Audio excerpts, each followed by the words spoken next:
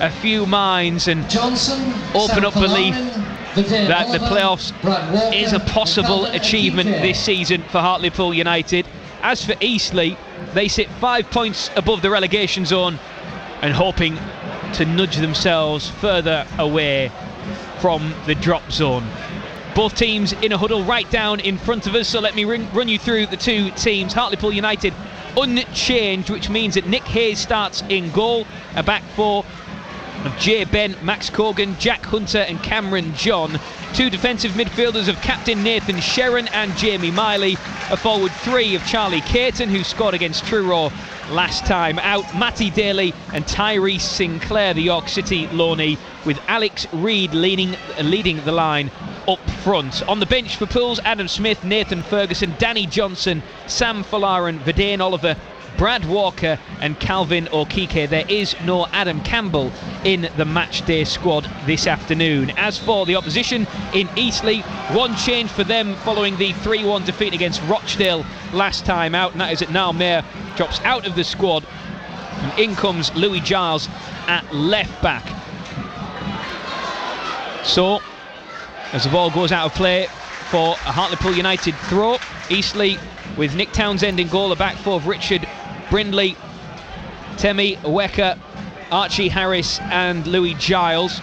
And hold that thought, because Tyrese Sinclair with a low cross inside the area at the byline, that's pushed away by Eastleigh into touch for another Pools throw-in. So the three-man midfield for the Spitfires: Angel Warue, Jordan Cousins the captain and Josh Lundstrom, then Inni Effenyoung leading the line up front, flanked by Aaron Blair, who has 3 in his last 3, 15 for the season, and one that Pools will have to watch very carefully indeed. And on the other side, Harvey Saunders, on loan from Tranmere, and a man that knows the North East all too well. He had a spell on loan here, did Harvey Saunders. He also did very well during a spell at Darlington in the National League North.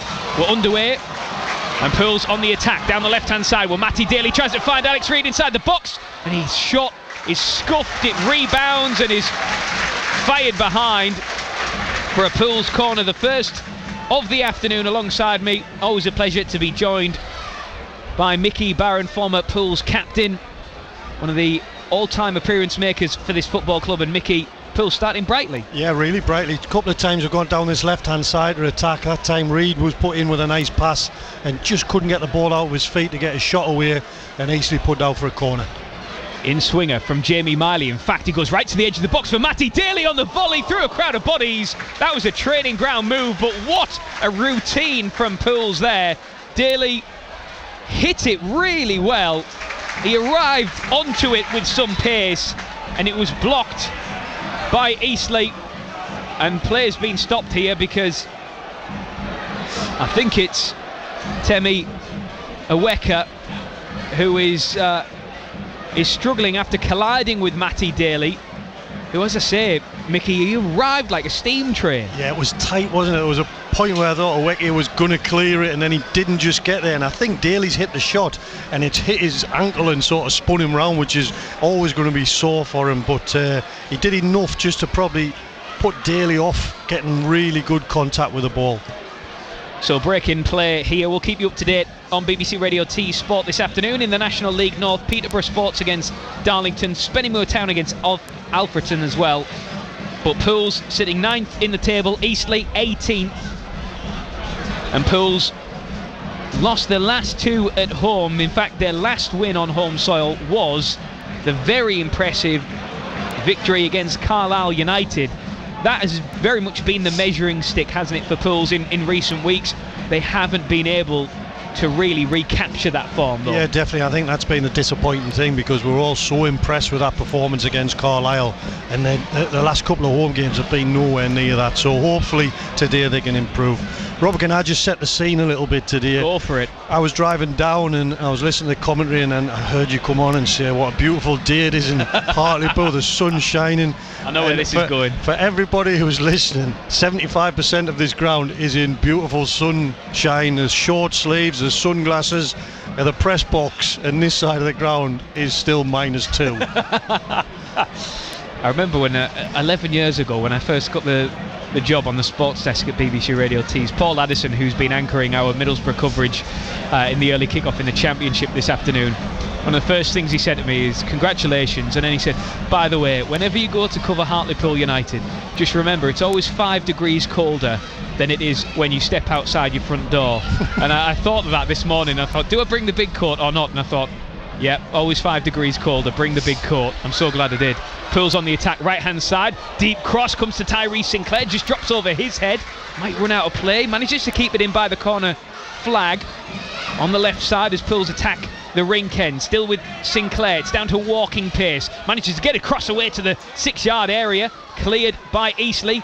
Cameron John finds a pass back out to Sinclair, who is the so obvious outlet for Pools in recent weeks. Matty Daly back to Cameron John, that cross takes a deflection, hangs in the air, might fall for Alex Reid, who gets his head on it, but it trickles wide, and it will be a goal kick. It's 0-0, BBC Radio T Sport 5 minutes in, Hartlepool United 0, Eastleigh 0, but it is Nicky Featherstone's side who started brightest. Yeah, another good ball from the left hand side. It was Cameron John this time who put in. I think Reid just nudged the centre half a little bit before his header, and he couldn't direct the header in on goal. But looking at the goalkeeper Townsend, he's not the biggest, so maybe Hartlepool are looking to put crosses in to try and get put him under pressure. As Nick Townsend from the goal kick goes deep into the Pools half of the pitch. Pools kicking from right to left in this first half in the familiar white shirts with the blue pinstripe, the blue shorts with the flashes of white and the blue socks, as Tyrese Sinclair's clearance almost finds Charlie Caton. He collides then with Aweka and concedes the free kick. But that is Charlie Caton in a nutshell. You put it his way, he will chase it, and even if there's bodies in the way, he will fight tooth and nail to get through those bodies to the ball. Yeah, he will, and I'm looking forward to actually watching him play today, because I don't think I've seen him play from the start. But he's physically quite developed for his age, but sometimes when you come up against these lads who have played for years and years and years, they have a different type of strength. They have like a match strength, and that was the case there. It was a 50-50, and he just got pushed out of the way. And these are the things when you come on loan, they're the brilliant things that you'll learn. Yes, the problem is that Archie Harris has his man strength, and Charlie Caton still 23, but he is well built for a 23-year-old as Charlie Caton. I certainly didn't look like that when I was 23. Well, I was obviously ripped, but well, you were a legend in the making at the age of 23, weren't you, at this very football club? As Sinclair looks over the top for Alex Reid, who was almost in, well defended though by Eastleigh. Back into the centre circle, Sharon keeps the ball moving out to the right hand side. Jay Ben, just a cushioned pass back to Jack Hunter, now to Sharon. Pools moving the ball around just beyond the halfway line. He goes forward towards Alex Reid, who gets a whack in the back as Eastleigh clear. The ball drops loose in the centre of midfield, and Pools will be defending their own goal with a long ball pumped into their half of the pitch. Ini Effenyoung collides with Jack Hunter, and the referee is actually given a free kick to Pools there, where I have to be honest, Mickey, I maybe thought that I was going the other way. If that's how the referee's going to go today, then we're in for in entertaining. That was the most obvious free kick for Eastleigh, and then somehow the referees give it the other way. But Eastleigh are interesting. They play a 4-4-1-1 formation out of possession, and either Effenyoung or Blair drops into the hole. Effenyoung's big, he must be 6'4", and he looks like he struggles to run at times, but they drop in, and then when they have possession they go 4-4-2 and have those two players higher up the pitch. Well, Aaron Blair and Tyrese Sinclair just had a little set two there as the ball went out for a throw-in. Aaron Blair very much is the man in form at Eastleigh. 15 goals this season. He got 20 goals last season for Maidstone in a playoff campaign that saw them just miss out to Boreham Wood. But Aaron Blair's continued his goal-scoring form in the National League. Great pass. And now Eastleigh on the attack. Effenyoung might find Aaron Blair, bursts into the area, but Cameron John does really well to get across his man. The ball goes behind. It'll be the first corner of the game for the Spitfires. Yeah, Josh Lundstrom there came in from the right-hand side, right into the centre of the pitch. Got a brilliant ball into him. He managed to turn and try to play Effenyoung, and Hartlepool defended it, but it's a really clever position that Lundstrom picked the ball up in. Well, referee Paul Marsden points the way for a corner to Eastleigh. What colour would you say that shirt is for Eastleigh? Toothpaste green. That is a really good description. Toothpaste green. It paints the picture brilliantly. Corner to Eastleigh in toothpaste green. I don't know whether it is. It's a good.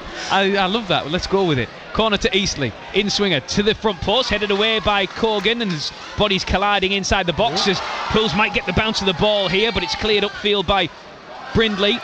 Into the area, Blair cushions it down. This is a chance for the visitors, but Pools are able to block with Sherrin. Now Daly finds Tyrese Sinclair, and he's got grass to run into and space right in front of him.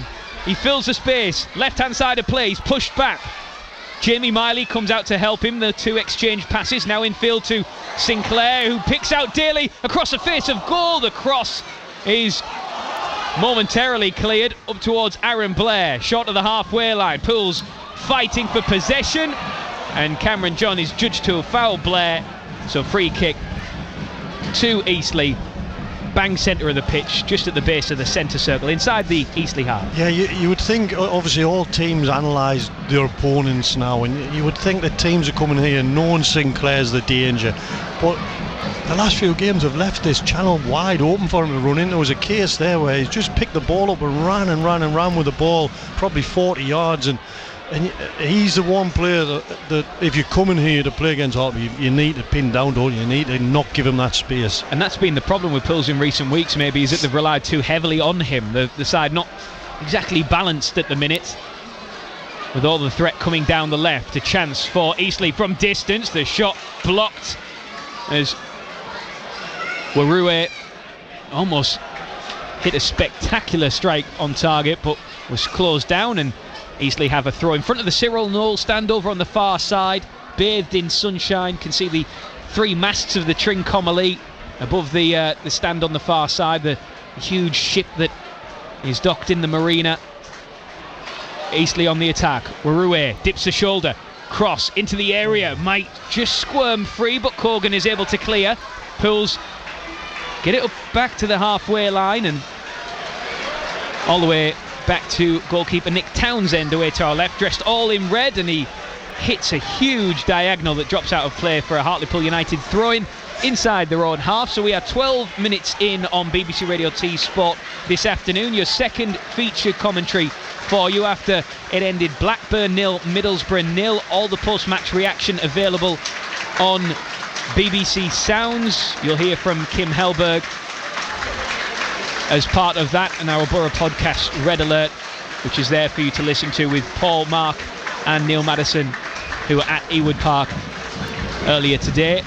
Here we find ourselves in the National League. Hartlepool United 0, Eastleigh 0.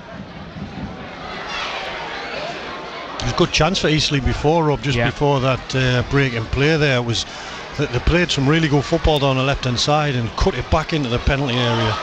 As Charlie Caton picks up a loose ball, finds Tyrese Sinclair, needs some help. Cameron John is going for the overlap, and Tyrese Sinclair is going for the spectacular, which sails well over the crossbar and behind, and it remains 0-0 with 13 minutes on the clock. Just to tell you, in the National League's early kick-off, it ended Woking 3, Aldershot 2, and some early goals.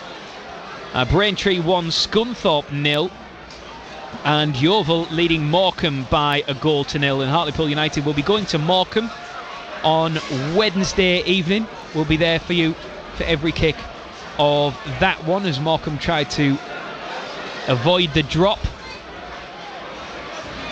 And Gateshead also fighting for survival. They're up against Boreham Wood this afternoon, where it's currently 0-0. Long goal kick from Nick Townsend, headed back into the Eastleigh half by Pools, hooked away. Neither side able to really get the ball down just as yet. Chance breaking for Eastleigh. Good sliding challenge from Sherrin. Comes out to Brindley. His cross is blocked by by the backside of Tyrese Sinclair. By the way he's walking, it suggests that maybe had a bit of sting on it. Yeah, stinger. Yeah, absolutely. Good tackle from Sharon, because he made a little mistake before that, but recovered really well to put a brilliant tackle in midfield. Aaron Blair gives it away to Jamie Miley, edge of the Pools penalty area. Now Cameron John. Pools comfortable here, just outside of their box, in possession, no real press, so they have time on the ball to pick their options. They go long, ends up back at the feet of Jack Hunter, squares it to Jay Ben. This all happening in the Pools half of the pitch. Over on the right hand side, Tyrese Sinclair screaming for it on this near side. Charlie Caton spots him and looks to deliver the pass. It's intercepted though by Lundstrom. Now Blair settles it down inside the centre circle. That pass intercepted by Sharon. Now Charlie Caton out to the right hand side for Alex Reid, and Eastleigh able to just disrupt that move, and Pools have a throw in, quickly taken. It's back with Jack Hunter on the halfway line. 15 minutes in, Pools 0, Eastleigh 0 on BBC Radio T Sport. Cameron John with his studs on top of the ball and finds Max Cogan once more. As Pools just tried to move Eastleigh around from one side of the pitch to the other. Jack Hunter slows it down to walking pace on the halfway line, right in front of the two dugouts. Nicky Featherstone and Gary Liddell occupying the technical area. Pools with Hunter, looks over the top, the run of Alex Reid intercepted momentarily, and Ini Effenyoung lays it off, and Eastleigh tried to go long, looking for Aaron Blair, who's in, and he might have the angle on the goalkeeper. He scuffs his shot, and it's picked up off the floor by Nick Hayes, but brilliant control there by Aaron Blair. Plucked it out of the air, almost got the angle on the keeper, and at the vital moment just struggled to get the connection that he would have wanted. Otherwise, that would have been real danger for Pools, and you can see why Aaron Blair is so dangerous and has so many goals for the Spitfires this season. Yeah, it was a brilliant run in behind Coogan. He just looked over his shoulder and saw the space, and the pass was good, but his first touch was brilliant. He should have probably just laid inside for Lundstrom to come on and put it in an empty net, but he wanted to take the shot on. But Hartlepool have got to be careful that they don't commit too many bodies forward and leave gaps for him to run into. As Boreham Wood have taken the lead against Gateshead. Boreham Wood 1, Gateshead 0. It's also Altrincham 1, Southend 0, which has implications on this game here this afternoon, because Pools trying to close the gap to Southend as Matty Daly latches onto a through ball at the byline. Sees his run interrupted momentarily, and Pools, as a result, have a corner, their second of the game. So with Southend losing, if Pools could win here today, then the gap to the playoffs would be 4 points, although Southend would have a game in hand. Playoffs are alive again. Well, maybe just, but Pools have to do their job first and foremost. It is a Jamie Miley corner, flat trajectory, right to the back post, tipped over, might come out to Sinclair, lift it back on top of the goal and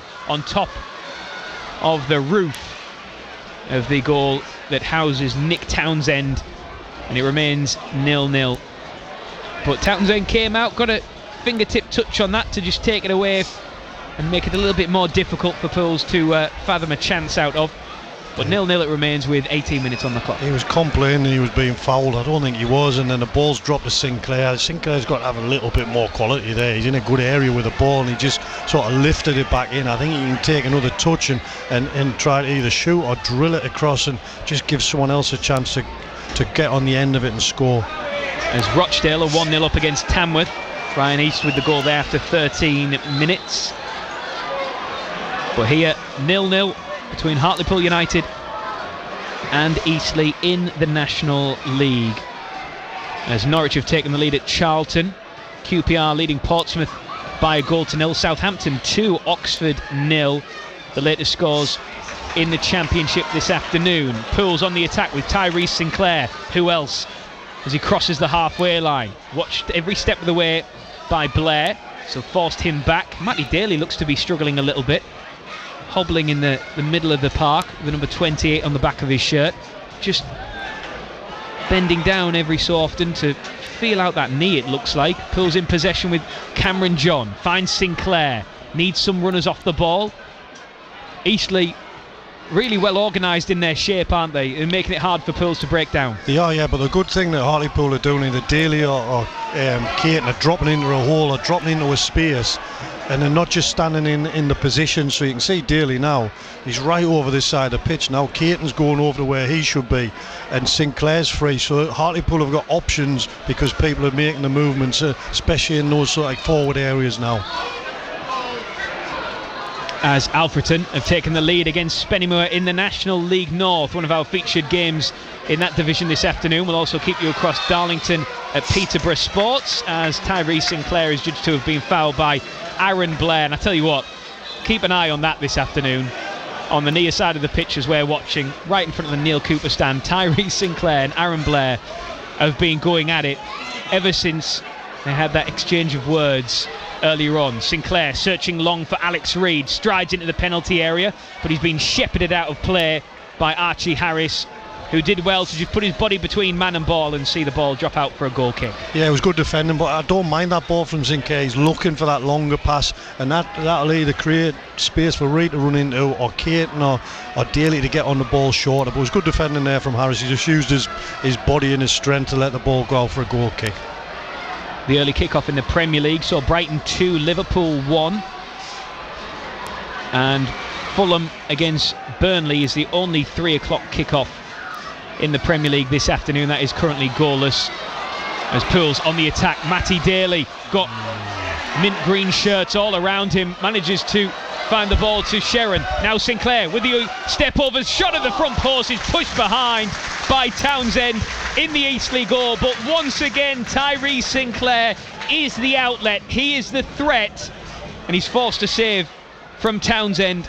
It remains 0-0, but Pools have a corner. Yeah, he did well to move the ball onto his left-hand side and get the shot away. He probably should have shot across the goalkeeper. He couldn't get the angle, and made an easy save really for Townsend just to knock it out for a corner. But at least it was a shot on target. Corner deep to the back post. Sinclair is there again, but it is headed wide, and it will be a goal kick. I remember watching F. Young last year when he played up here, and he dropped into that number 10 position. As I said before, he's got a really strange running gait, hasn't he? It's almost like he's carrying an injury, which he can't be, or he's had an injury and it's just the way he runs now. But it looks uncomfortable when he's running at times. But for such a big play, he doesn't mind dropping in and doing the defensive side of it. But this is the area where he'll want to win his headers, and Blair will run off him. Well, he arrived at Eastleigh in February. Scored against Truro back in February, his first goal for the club. He was at Chelmsford before that, and was actually at Chelmsford the same time as Hartlepool United's Sam Fallar, and he was on loan there. So those two will have played together. Although Sam Fallar on the bench this afternoon, Effin Young might come up against his former teammate a little bit later on. He's a big guy, isn't he? He's a big, strong lad. He's a mountain of a man, isn't he?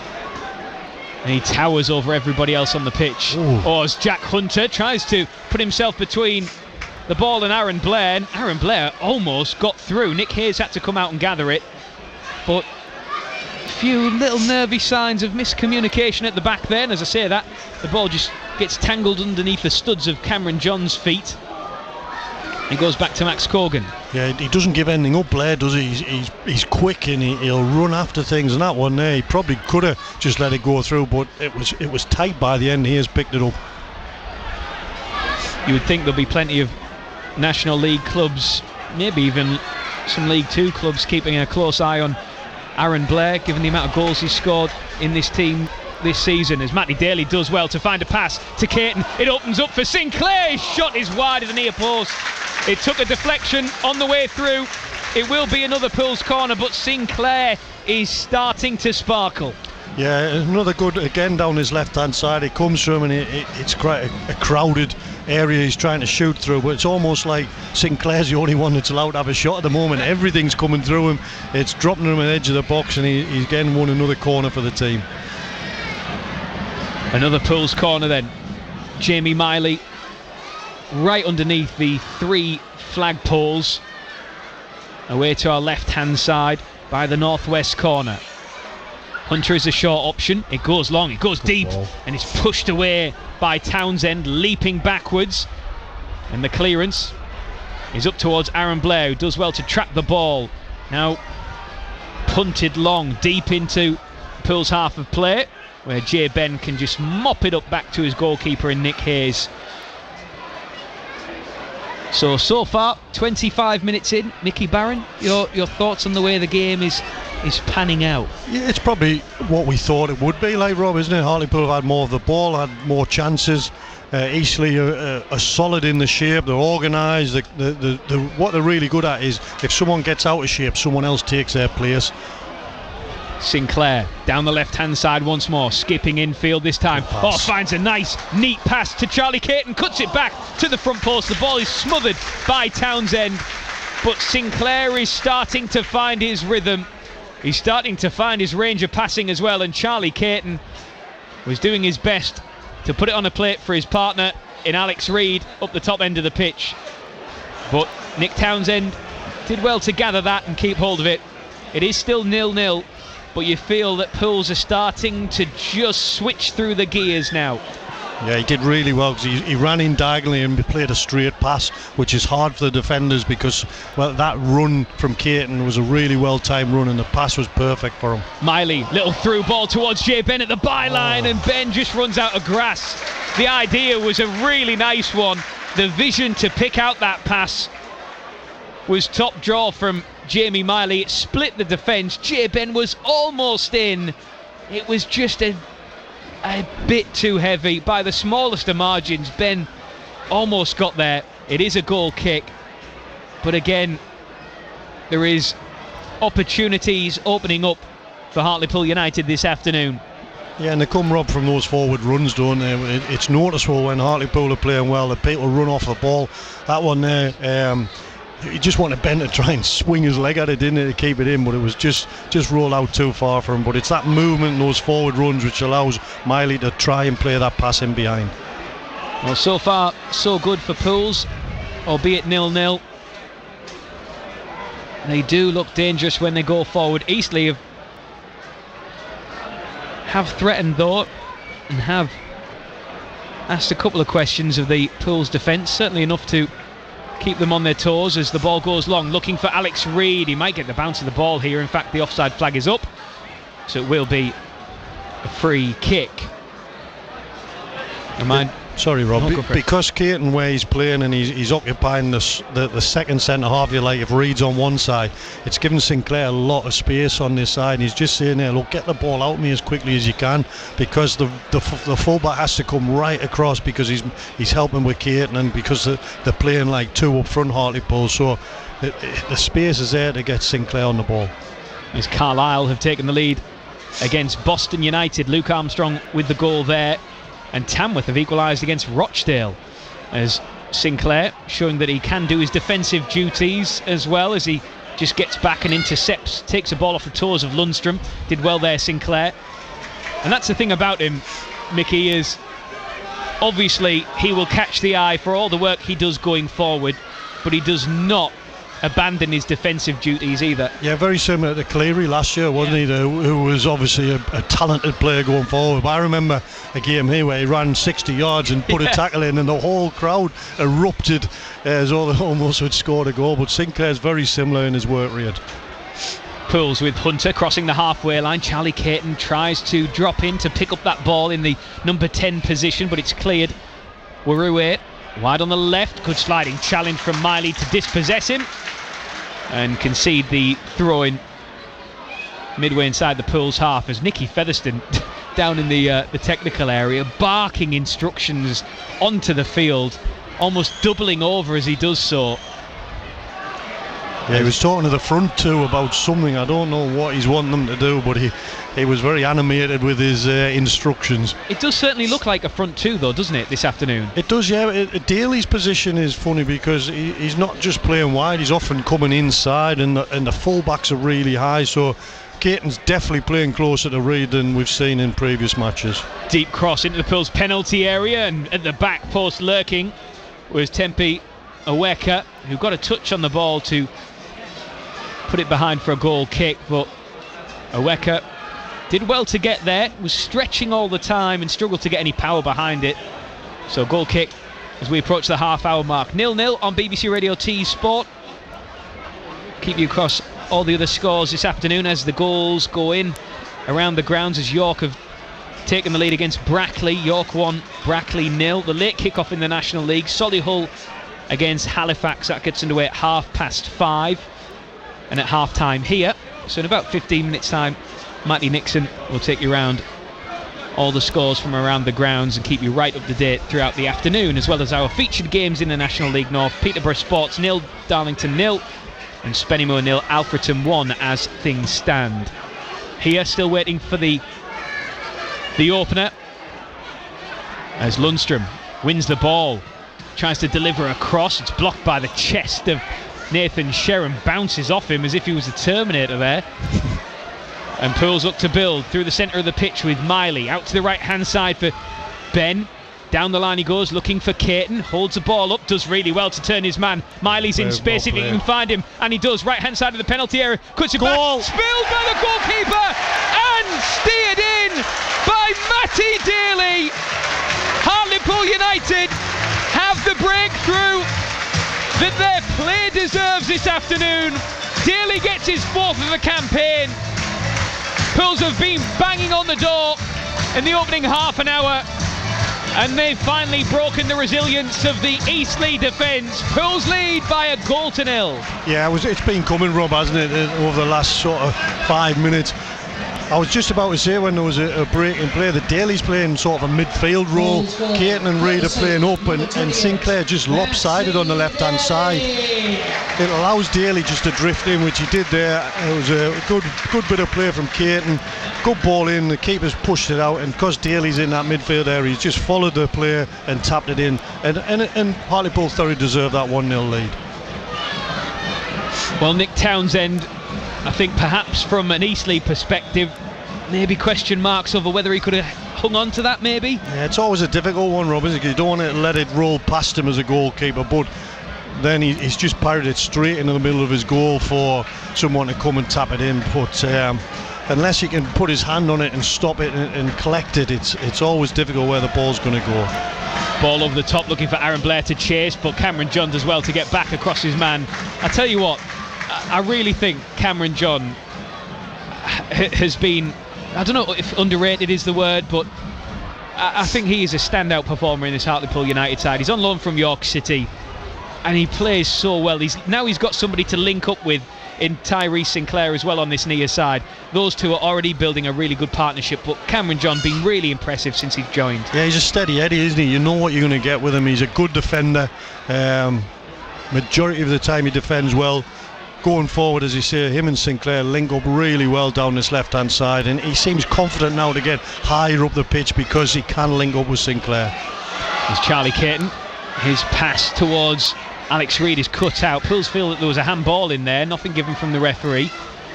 And the ball launched long then by Eastleigh as Max Cogan is able to deal with that. Jay Ben turns his man inside out, does really well over on the right hand side. Pools building up to the halfway line now. Miley into Cameron John with that white strapping around his left wrist, plays the ball into the feet of Sinclair. Pools are really in the ascendancy now, looking for a second. Sinclair to the byline, the cross is delivered, takes a deflection, hangs up in the air, might break for a shot on the edge of the area that comes by Jay Ben.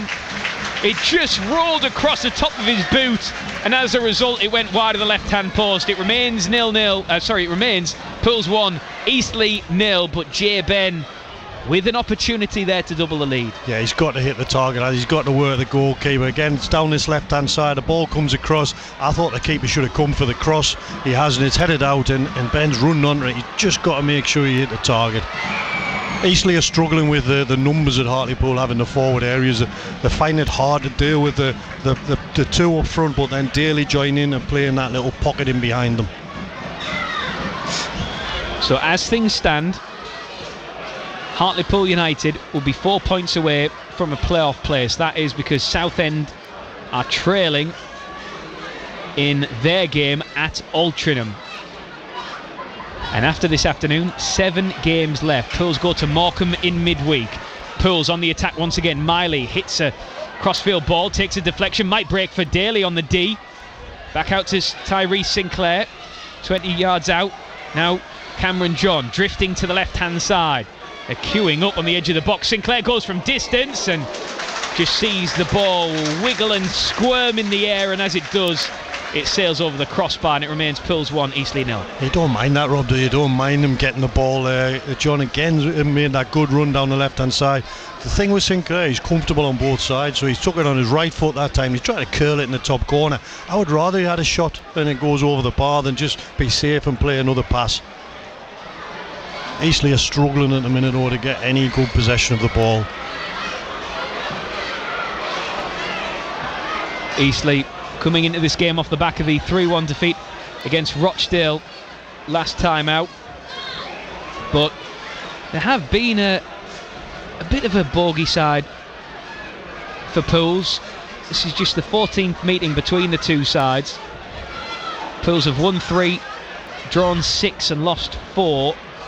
Pools won 2-0 at Eastleigh back in November thanks to Cameron John and Nathan Sherrin, who both scored screamers, but 3 of the last 5 games have ended in draws, so don't get excited just yet if you're listening to us at home and are of the Pools persuasion.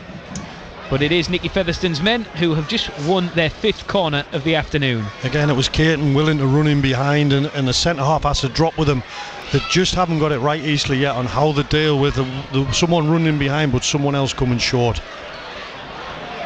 So Pools corner, Miley to deliver. There is a clutch of bodies hanging by the penalty spot, and now they break. Max Corgan towards the back post. In fact, it's touched from underneath the crossbar by Nick Townsend, who ends up in the back of his own net as he pushed that ball away from goal. Yeah, it was strange because Reid was stood right in the sort of centre of the goal, and if it dropped him, he would have just headed in, and the centre half had left him, almost thinking the goalkeeper's going to come and get it. And he doesn't look that comfortable on sort of set piece or balls into the box. The voice of Mickey Barron, our expert Pools summariser, former Pools captain, a man who even has a street named after him in Hartlepool. He must be doing something right there. Tyrese Sinclair lifts the ball forward. Charlie Caton just dispossessed. Miley tries to win it back as the ball hangs up in the blue afternoon sky. Sinclair plucks a ball out of the air brilliantly there on the halfway line. Finds Sherrin. Pools moving the ball well, but they're going backwards here. Sherrin sweeps it over to the far side, and you can see Gary Little ushering his players up the pitch in the Pools dugout. Nicky Featherstone's assistant. Hunter and Sherrin, those two exchange passes. Just under 10 minutes to go until half time. The fullbacks are really high, especially on that right hand side. Ben's almost playing like a winger at times, which allows Daly and Caton to make those forward runs. The ball wide on the right hand side with Jay Ben. Back to Miley. To the halfway line for Corgan. You can hear the moans and groans whenever the ball goes backwards. Corgan galloping forward into space. It still opens up for him, and then the touch through to Alex Reid, who does really well to keep it in, does he? In fact, he does. Really well done by Reid, who might get it back from Sinclair. It rebounds in the air. Might come out for Jamie Miley, who slides in to keep possession. Ooh. Hunter gets across deep into the penalty area that will be swept up and picked up by Nick Townsend, but that was a bizarre passage of play. No one seemed to want to tackle Coogan, did they? And he just kept running, and he get in a position where you think, oh, what do I do here? And he just seemed to pass it too hard. But just going back to street names, Rob, yes, I was thinking if we could name your street, what would it be? Well, I was thinking Rob Law Court.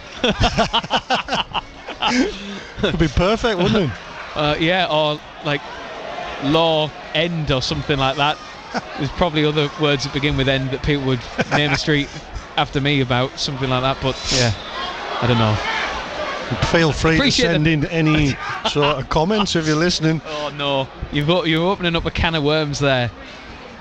Don't encourage people, because when you do it, we end up getting flooded with messages about dinners and all sorts of things. I do deliveries for my wife's florist, and so I'm street names have become part of my sort of everyday life now. So if I ever get a Rob Law caught, I'll be delighted. I hope. Unless it's a prison. Yeah, yes. The less said about that, the better. As Eastleigh win possession inside Pool's territory and then go back. Charlie Caton will chase it right back to the feet of Nick Townsend. Works hard, doesn't he? He does, doesn't he? Extremely hard. The Accrington Stanley low knee.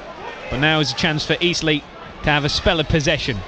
Warue through the centre of the pitch, the number 18 on his back, into the centre circle. Ooh. Oh, a low pass there was poor by Archie Harris, and it's picked up by Pools as Miley looks to try and just slalom his way forward. He was riding challenges as he did, and then he left the ball behind him. We've seen Jamie Miley do that a few times this season, but on previous occasions he remembered the football.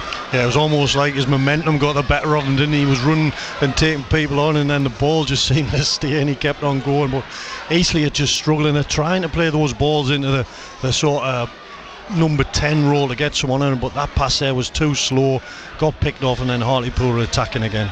5 minutes to go till half time. Hull 1, Sheffield Wednesday 1 is the latest score in the Championship. Queen's Park Rangers leading Portsmouth by 3-1. And Bristol City 0, West Brom 1. Some of the latest scores this afternoon. Here, Pools 1, Eastleigh 0. Free kick to Eastleigh into the penalty area. Max Coogan ends up heading the ball back across the face of his own goal there. Comes out to Louis Giles, left-hand side of play. Eastleigh on the attack, looking for an equaliser. It's swung into the area. It's off the forehead of Ini Effenyoung. In fact, it's come off a Pool's shirt, and it will be an Eastleigh corner. Yeah, you do feel if Eastleigh are going to score, it's going to come from a set piece or a diagonal ball into the box for Effenyoung to fight for, and someone to get a second ball. Hartlepool have got to make sure they're concentrating on these corners. There's a rugby scrum going on in the middle of the... There is, right on the penalty spot. There's an extra body on the edge of the box. Well, it's going to be Lundstrom to take the corner. He's got Warue as a short option if he so chooses. Lundstrom instead puts it into the area. A header from Ini Effenyoung that's plucked out of the air by Nick Hayes, and he looks to release it, and he does so. It booms deep into the Eastleigh half. Picked up by Warue. High foot there by Sinclair, who may have overstretched and done himself a mischief. He looks to be struggling and is grimacing in pain as Eastleigh go along. Effenyoung wins the flick on towards Blair. Sharon does really well, but he clears it straight to Lundstrom with space to shoot. Instead, he passes it out to the left-hand side, inside the Pools penalty area. The cross blocked at its source by Jay Ben. It comes back out to Giles, lifts it into the area. Effenyoung is there, he tries to roll Cameron Jordan, and across comes Tyrese Sinclair to pick up possession on the byline. On the clearance has rebounded for Effenyoung. Now Lundstrom tries to drill it into the area, and instead it's hit off the calf of Cogan and behind for an Eastleigh corner, and that was probably the best spell that the visitors have had so far in this game. Yeah, definitely. Hartlepool just couldn't clear the ball, and Sharon tried and dropped the edge of the box, and the next one couldn't clear it, and then Effenyoung picked it back up again. He actually made a good second run that when he played a little pass, and he was disappointed he didn't get the ball. Lundstrom to take this corner then. I think they're doing the conga on the penalty spot at Eastleigh, and the header is well high and wide, and it was Archie Harris who met the cross but couldn't direct it goalwards. So 2.5 minutes to go till half time. Hartlepool United leading by a 0-0. The work done down the right hand side by Charlie Caton, linking up with Jamie Miley. It was Caton and a cross into the into the 6-yard box, I should say. I think there was a touch on there. It was spilled by Nick Townsend in the Eastleigh goal, and it rebounded straight into the path of Matty Daly, who just had to stroke the ball home from close range to give Pools the lead. But Nicky Featherstone's men deserving of the lead. had some really good opportunities with Alex Reid and Tyree Sinclair in particular. You felt like the goal was coming, and it did arrive on the half-hour mark. That is where we are. Eastleigh have shown a bit of fight and spirit in the last few moments, but Pool's now back in possession with Caton.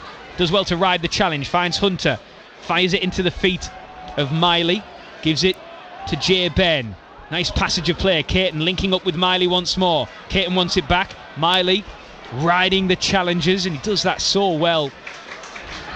As Sharon finds Cameron John. This is a really nice piece of play from Pools. And as I say that, I'm never going to compliment them ever again, because Cameron John has just, well, he has the touch of a sledgehammer. Either that or the trampoline on the end of his boot. And he's put it straight out for a goal kick, and everybody was looking at Cameron John as if to say, what on earth was that? We've praised him this afternoon. That certainly, though, wasn't his finest moment. No, he looked like he saw a runner that was never on and just that wasn't there. But even if the runner was there, the pass would have been far too hard. But do you know the thing I liked about it? He turned around to Sinclair and just sort of smiled about it, sort of say, "Whoa, even I'm not sure what happened there." And that's all right. You know what I mean? He made a mistake. That's fine. But as you said before, he's normally very, very dependable on the ball. So we'll give him that one. Well, Nick Townsend has just traded boots with Cameron John, I think, because from that clearance he's just launched it straight into the Cyril Knowles stand and given away a Pool's throw-in. 2 minutes of added time. 2 minutes added time. 2 minutes of added time at the end of this first half, with Pools leading by a goal to nil. Oh, Alex Reid wins the flick on, finds Charlie Caton, who is clattered, but the ball spills to Tyree Sinclair, who tries from distance, but again it's well over the crossbar, and Sinclair puts his hands on his head and he screams down to the floor.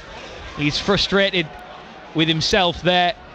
It was an opportunity, and maybe there was better options to pick from. Yeah, possibly, but if he keeps shooting, he's just trying to hit it too hard at the moment, isn't he? He just needs to hit the target. But I don't mind the attitude of, if I get the chance to shoot, I'm going to take it on, and I'd rather do that and just keep possession for the sake of it. But he's got to try and hit the target. Well, the goal kick from Nick Townsend goes deep into the Pools half, swept away by Jack Hunter, and a foul there on the Eastleigh captain Jordan Cousins. So it is the visitors who have a free kick, and it's short of the halfway line, and Nick Townsend, the goalkeeper, has come right up to the halfway line to take this free kick. I don't understand why he's come up, but the centre half hasn't gone up to go into the box, so the centre half might as well take it, because he's... Well, Townsend floats it right on top of Nick Hayes, and he gathers that with ease. 30 seconds left to play, as Darlington have taken the lead against Peterborough Sports in the National League North, as the Quakers look to keep up their fight for a playoff place. We'll have an update from Ray Simpson at half-time with Matty Nixon in that one. But here, Hartlepool United 1, Eastleigh 0 on BBC Radio T Sport, with me, Rob Law, joined by Mickey Barron, our expert Pools summariser, former Pools captain. And there is the half-time whistle. So Pools 1-0 up at the break, thanks to Matty Daly after good work down the right-hand side by Charlie Caton and Jamie Marley. The cross was low into the area. It was spilled initially by Nick Townsend, who may think he could have done better with it, but he spilled it straight into the path of Matty Daly, who was running onto it and was able to just steer it home, side-foot it in from inside the 6-yard box. He won't get an easier opportunity, and Pools deserving of the lead. They had chances through Alex Reid early on. Tyree Sinclair has been sparkling and asking questions of his defenders, but worth pointing out that Eastleigh have had opportunities in this game too. Aaron Blair did really well on the 20-minute mark when a long ball was launched his way. He plucked it out of the air, killed it instantly, did well to get the angle on the goalkeeper, and then scuffed his shot, and it just rolled into the hands of Nick Hayes in the Hartlepool United goal. Matty Daly is the difference in the game so far at the break. His goal makes it Hartlepool United 1, Eastleigh 0. Your thoughts, Mickey Barron? Yeah, and thoroughly deserved. I think Hartlepool have played well. The way they've set up today is slightly different. Daly's playing in the midfield 3 and Caton and Reid as a 2, but then Sinclair's just playing lopsided on this left hand side. They're asking Gia Ben to do all the attacking down the right, and it's worked for them so far. They've had a lot of the possession of the ball, they've had a lot of good chances, but it's only 1-0, and I think Eastleigh have a threat. Any sort of set piece, they've got some big players, and I think they'll change something because they've been having to run around a little bit, and I think I saw the manager sitting down with a pen and notepad. I wouldn't be surprised if they changed system or changed formation to try and stop Hartlepool getting as many chances. So at the break, it is Hartlepool United who lead by a goal to 0. Matty Daly with the breakthrough on the half-hour mark. And Nicky Featherstone, I think Matty will be pleased at the break. They have looked good going forward, they've had opportunities. The main thing will be getting the second goal in the second half. Yeah, and it's an interesting one, Mickey. You touched upon the system there. The 2 up top's been something that Pils fans have been calling for a while, and it sounds like in the main it's worked. Yeah, it has, and people will say, oh, it's not 2 up top. They are playing together. It's just they don't really have a right winger, so the fullback's doing all that. But Daly managed to get the goal because he's playing advance and joining in, and they've got a lot of options in that final third. Caton and Reid are playing as a 2. They're making good runs and they're getting plenty of the ball, and it's encouraging to see that they've sort of tweaked the 4-3-3 system to get the best out of the players and get 2 up top, and Sinclair's just got this free roll on this left hand side, and it's definitely worked so far. Well, Mickey, Rob, go and get yourself a half-time cuppa. As they say, I'm sure Nicky Featherstone will be looking for a second goal for Hartlepool United to kill the visitors off early on in the second half. We'll see if they can do that very shortly. We'll be back at the Vic with both Rob and Mickey for second half commentary in no time. And I'll have all the scores for you from up and down the country and some reaction from this afternoon's early game at Ewood Park after this. Because of you, good things happen. Because of you, Teesside, County Durham and North Yorkshire is a better place. I do this because I love it. You inspire, you encourage, you lift others up. It's nice to be nice. You and people just like you are the spark that makes a difference. That's made my day. To nominate a local hero for a Make a Difference award, go to bbc.co.uk/make a difference, where you'll find a list of categories, full terms and our privacy notice. Nominations close on the 31st of March at 5 p.m. Make a difference. We can make a difference.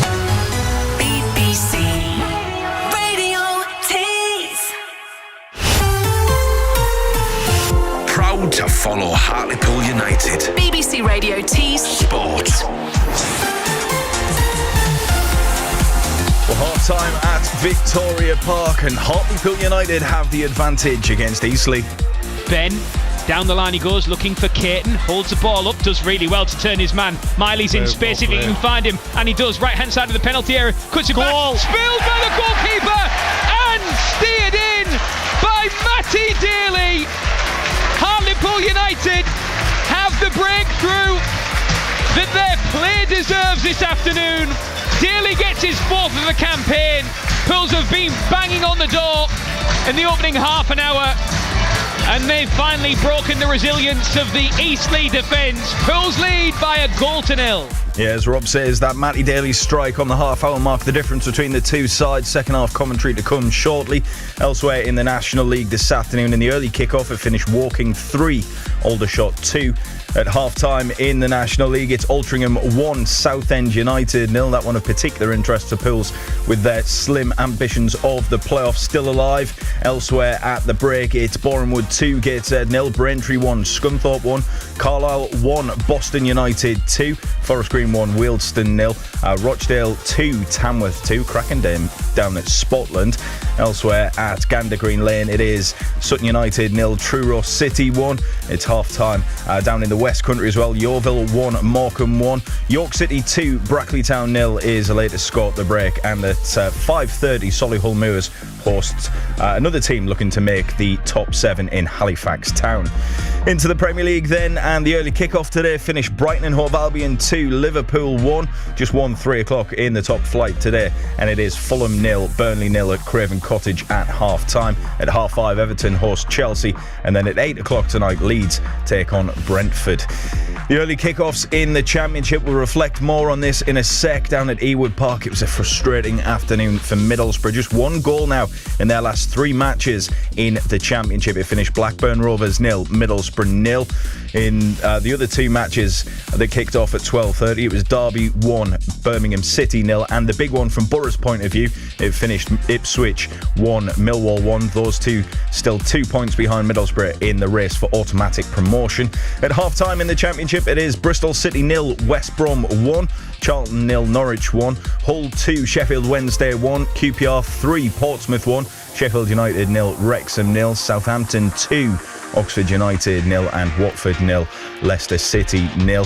Coventry make the trip to Swansea City at 5:15. They'll be looking to open up a 9-point gap, on Borough in second with victory down in South Wales. In League One then, the early kickoffs finished Cardiff 0, Blackpool 0 and Luton 1, Stockport 1. At half-time, there's AFC Wimbledon 1, Peterborough 0, Barnsley 0, Doncaster Rovers 0, Burton Albion 1, Bradford City 0, Leyton Orient 1, Wycombe Wanderers 0, Lincoln 3, Rotherham 0, Mansfield 1, Northampton 0, Plymouth 0, Huddersfield 1, Port Vale 1, Bolton Wanderers 0, Stevenage 0, Reading 0, Wigan 1, Exeter City 0. In League 2, the early kickoffs finished Cambridge 1, Salford 0, MK Dons 1, Barnet 3. At half-time, it's Accrington 0, Chesterfield 0, Bromley 0, Colchester 0, Fleetwood 0, Crawley 0, Gillingham 1, Bristol Rovers 0, Grimsby 2, Barrow 0, Notts County 2, Cheltenham 2, Oldham 0, Harrogate Town 0, Shrewsbury 0, Crewe 2, Tranmere 0, Swindon 0, and finally Walsall 0, Newport County 1. BBC Radio T's Sports. So those are the latest scores at half-time in the EFL and National League. In terms of our 2 sides in action this afternoon in National League North, at the break it is at the Brewery Field, Spennymoor Town 0, Alfreton 1, and Ray Simpson is keeping an eye on Darlington's trip to Peterborough Sports for us this afternoon. Half-time here at Lincoln Road is Peterborough Sports 0, Darlington 1, and Quakers with their noses in front. It's been a scrappy game, but it was quite a memorable goal by the skipper Tom Platt, which has put them in front. Not so much going on in the first few minutes. Quakers had a half chance early on when Jonah Laws won the ball on the left and found Ethan Fitzhugh, who drilled a low cross into the 6-yard box where Cedric Main just failed to get a touch. Quakers are forced into a sub on 12 minutes when Fitzhugh limped off and was replaced by Tom Allen.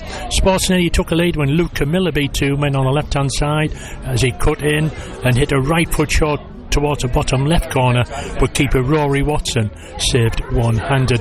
Both sides then had a couple of corners each and a couple of long throws until Quakers had their first real open on 33 minutes. Cedric Main won the ball in the air for Maskell to find Will McGowan, who took a touch and curled a left foot shot just over the bar.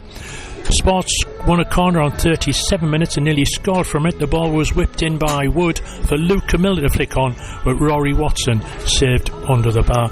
Quakers took a lead just on half-time. Scott Barrow's throw from the left was partially headed clear by the Peterborough defence, and the ball dropped nicely for Tom Platt to hit a first-time volley past the keeper into the net. His first league goal of the season, and what a time to grab it. Half-time, Peterborough Sports 0, Darlington 1. Yeah, so the Quakers in front on the stroke of half-time there down at Peterborough Sports. We'll keep you bang in touch with that as part of our second half commentary on Hartlepool United versus Eastleigh in the National League with Rob and Mickey very shortly indeed. Still plenty of messages coming in, I beg your pardon, from Borough fans here.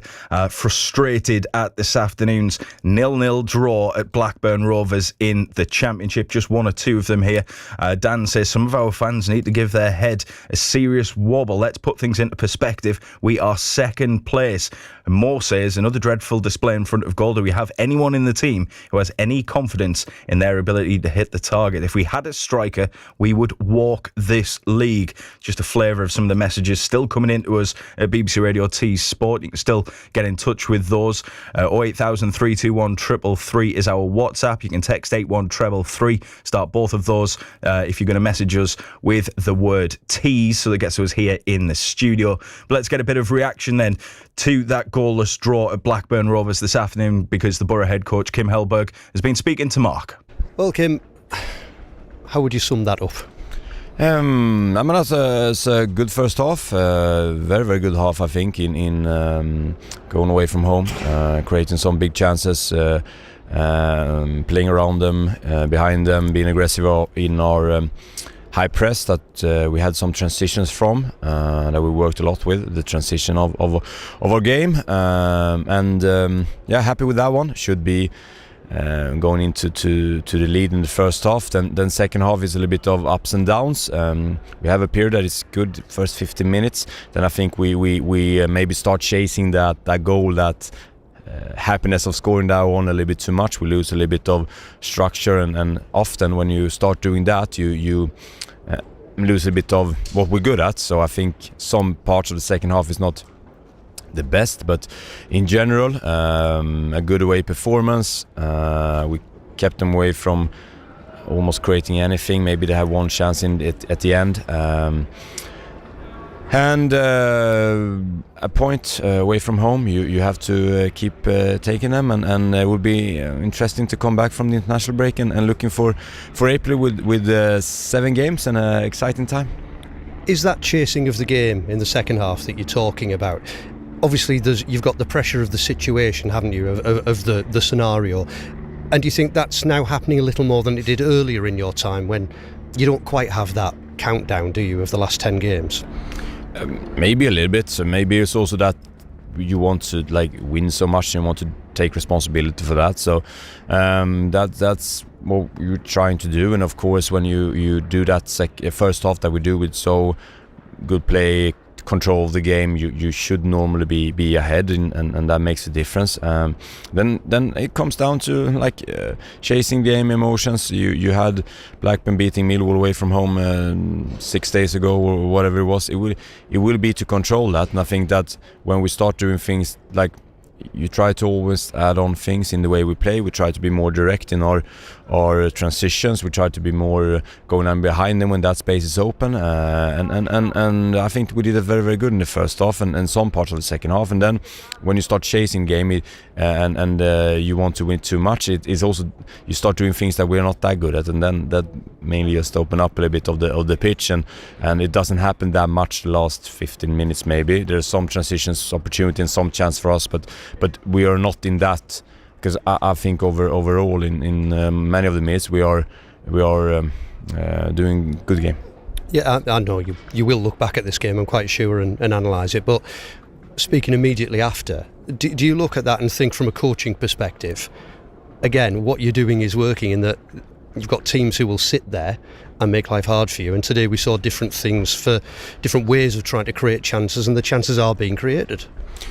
Yeah, but we're working with it all the time, and it's difficult when you come in as a coach in the middle of a English crazy season. We play games all the time, and that's having to change a lot of things and keep trying to open up more possibilities for us to create against different teams. And today we played I think both the Bristol and this game has been a little bit, because we worked a lot with that, having more players higher up in the line earlier when they don't press that much, and I think that has been very, very good in terms of creating chances over the last 2 games, but it's just to keep working with it, and away from home, tough opponent again, every team in this league. Hayden Morgan, that's also do a lot of points for our team, not able to play, and we still put up that type of performance means a lot, I think, but we need to get better, we need to get stronger, we need to be and that's what we're trying to work for, and of course the season has changed a little bit in the way that like you said, it's always changed with how good you are, because I don't think at if you're good at playing teams with more sit back, because that's decreased opportunity to chances for opposition, but we're creating a lot of chances in that, so we need to take them away, and that we'll do in the last 7 games. We're as passionate as you are. BBC Radio T's Sport. That was the Borough head coach Kim Hellberg. More from him at full time in Pools Eastleigh. Let's head back to the Vic now and catch up with our Pools commentator Rob Law and Mickey Barron. Thank you, Matty. Yes, you join us at the start of this second half. Just a minute gone. It's still Hartlepool United 1, Eastleigh 0. No chances for either side at the start of this second half. No changes either, so both teams as they were. Pools with Nicky Hayes in goal. Back four of Jay Ben, Max Cogan, Jack Hunter and Cameron John. Two defensive midfielders of Nathan Sherrin, the captain, and Jamie Miley, with a forward three of Charlie Caton, Matty Daly and Tyrese Sinclair. Alex Reid leading the line up front. Matty Daly, the goal scorer for Pools in the first half. As for the opposition in Eastleigh, Nick Townsend in goal, Richard Brindley, Temi Aweka, Archie Harris and Louis Giles as the back four, and then Angel Arue, Jordan Cousins the captain, and Josh Lundstrom as the middle three. Then Innie Effignon leading the line up front, flanked by Aaron Blair and Harvey Saunders. The referee this afternoon, Paul Marsden, as we await the first chance at the start of this second half. Mickey Barron, our expert Pools summariser, perhaps surprised that Eastleigh haven't made any changes heading into the second half. Yeah, definitely. I thought the manager was talking to his coaches at half time, and it looked like they were jotting things down. So maybe unless they've just done a little switch or they're planning something for the second half. But they've come out a little bit bright. Eastleigh, they've passed the ball around a bit more, but I still think it's going to be a mistake by Hartlepool. Someone switching off that late if Eastleigh are going to get back into the game. And as you say that, Pools have conceded a needless free kick, really. And it is in a very, very dangerous position. Innie Effignon is stood over this, as is Louis Giles. So Giles on loan from Cardiff City. In fact, yeah, it is Giles, either his left foot with the orange boots or the right foot, Innie Effignon. There is a three-man Pools wall. It's going to be Effignon. It's over the wall, it's over the crossbar, and it hits the advertising board above the rink end stand. Well, for all the build-up, the execution was far from spectacular. Yeah, if I had to draw a line before the free kick where that ball was going to go, it would have been exactly where it ended up.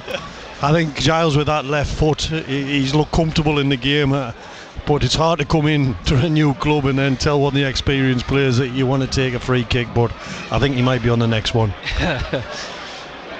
Should say there is a handful of Eastleigh fans over in the rink end, the goal which Eastleigh are now attacking. Credits to every single one of them, because they've done that journey and know how brutal it can be. It is certainly not a short journey, so credit to every single one of them. There was 14 before kick-off, and a few come in after that, so I'm thinking maybe 20, 22 max. Well, I tell you what, it is a brutal journey. I've never been, Rob. Whereabouts in the country is it? It's a long, long way away. Doesn't help. A long way away. Not as far as Cornwall, which is where Pools were last weekend. That's like an answer you give your kids just to shut them up. It just shut me up there. And, it's a long way, Mickey. Yeah, okay, that's great. Ball clipped in towards Alex Reid, right hand side of the penalty area, surrounded by green shirts. Drilled low into the box by Miley. It's cleared into touch, and Pools have a throw in. As Pools now attacking this second half, the favoured town end. Sherrin to Jay Ben, back to Sherrin once more, wearing the captain's armband in the absence of Tom Parks.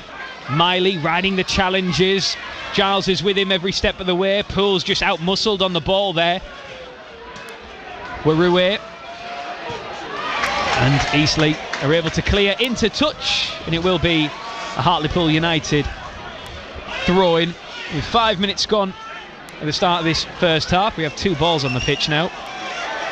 As Miley, ref's playing on. Miley to the byline, still going, being dragged down. Is it going to be a penalty? It is a goal kick. Well, Miley there was looking at the linesman, and Louis Giles is having a word with the linesman on this near side about something. Exactly what, I'm not sure. I think there was an offside flag that went up from the linesman, but it was too little too late, and I think Giles wanted that to come a little bit sooner than it did. Yeah, I think there was 2 balls on the pitch at one point. He wanted an offside and he didn't think it was a penalty, so he's probably trying to speak about all those things at once. It's Tyree Sinclair. Nudges the ball forward, looking for Reid, but it's intercepted. What Hartlepool don't want, Rob, they don't want the game to still be 1-0 with 10 minutes left and then get that nervy sort of last spell of the game where Eastleigh can put more balls into the box and be dangerous from them. And as I say, a draw has often been the most frequent result between these two sides. His goalkeeper Nick Townsend slips as he takes that free kick. Cameron John collides with Aaron Blair inside the box.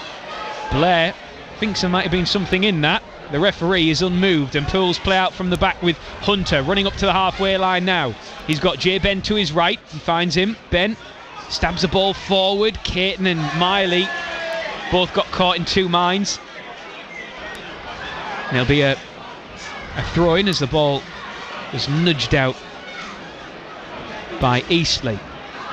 Hunter goes back to Max Corgan, and you're right in what you say, Mickey. That second goal will be key, and you imagine that's what Nicky Featherstone and Gary Little will have been saying to the players as Caton, little back heel, almost opens it up for Alex Reid. Jay Ben wins the ball and then wins the free kick. Harvey Saunders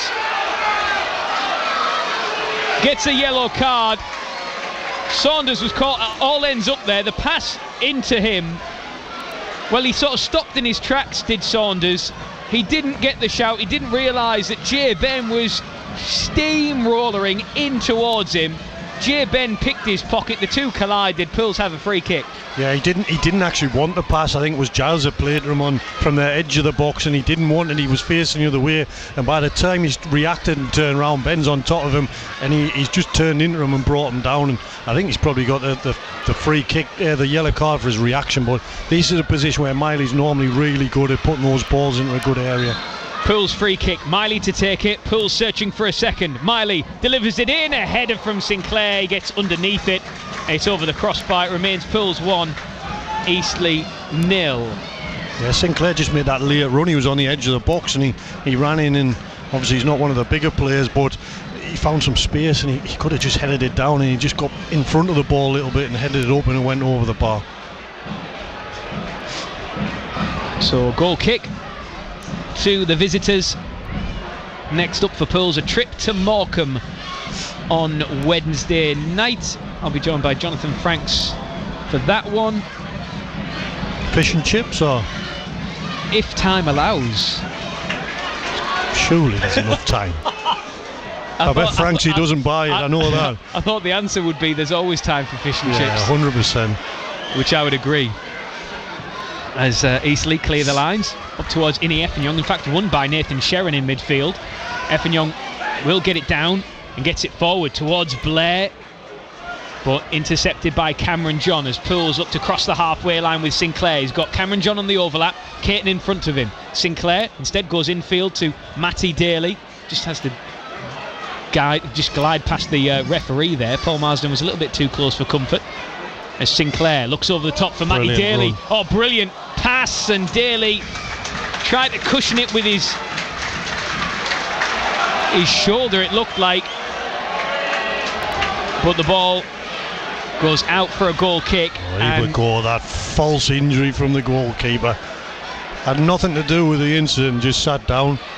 Well, Nick Townsend has taken a seat inside his 6-yard area. You're going to feel really bad now if Nick Townsend goes off 100% he'll carry on. Well, it would be an issue for Eastleigh, because they've got Josh McNamara, the substitute goalkeeper, on the bench if they need him, but Townsend, the ex-Newport County man, is getting some treatment, and there is the shout from the Neil Cooper stand suggesting that there's nothing wrong with him. In these situations, the goalkeeper goes down, it's always his knee, and then after that they'll push his hamstring up to test his hand. He's never hurt his fingers or his shoulder, isn't he? It's always his knee and his hamstring.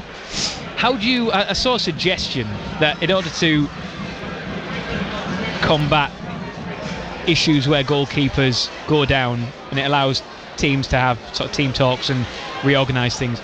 That if the goalkeeper is in need of treatment, then the substitute goalkeeper should come on for that time until the number one is fit to resume play. Well, I quite like the idea, but I would like the goalkeeper coach.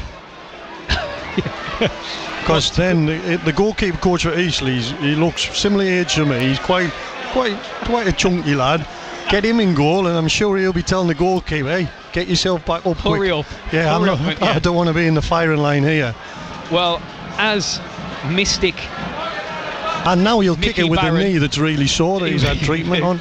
Mystic Mickey Barron was correct in that Nick Townsend is back up and all right to carry on, and he launches the goal kick deep into the Pool's half of play, and we are back underway. So me being cynical, you've got a sore knee or hamstring, whichever one it is, you've kicked the ball 70 yards and there's no reaction at all, there's nothing, no pain. I'm not having it, Rob. It doesn't show. It doesn't show. Mickey Barron, our expert Pool summariser, with us on BBC Radio T Sport this afternoon.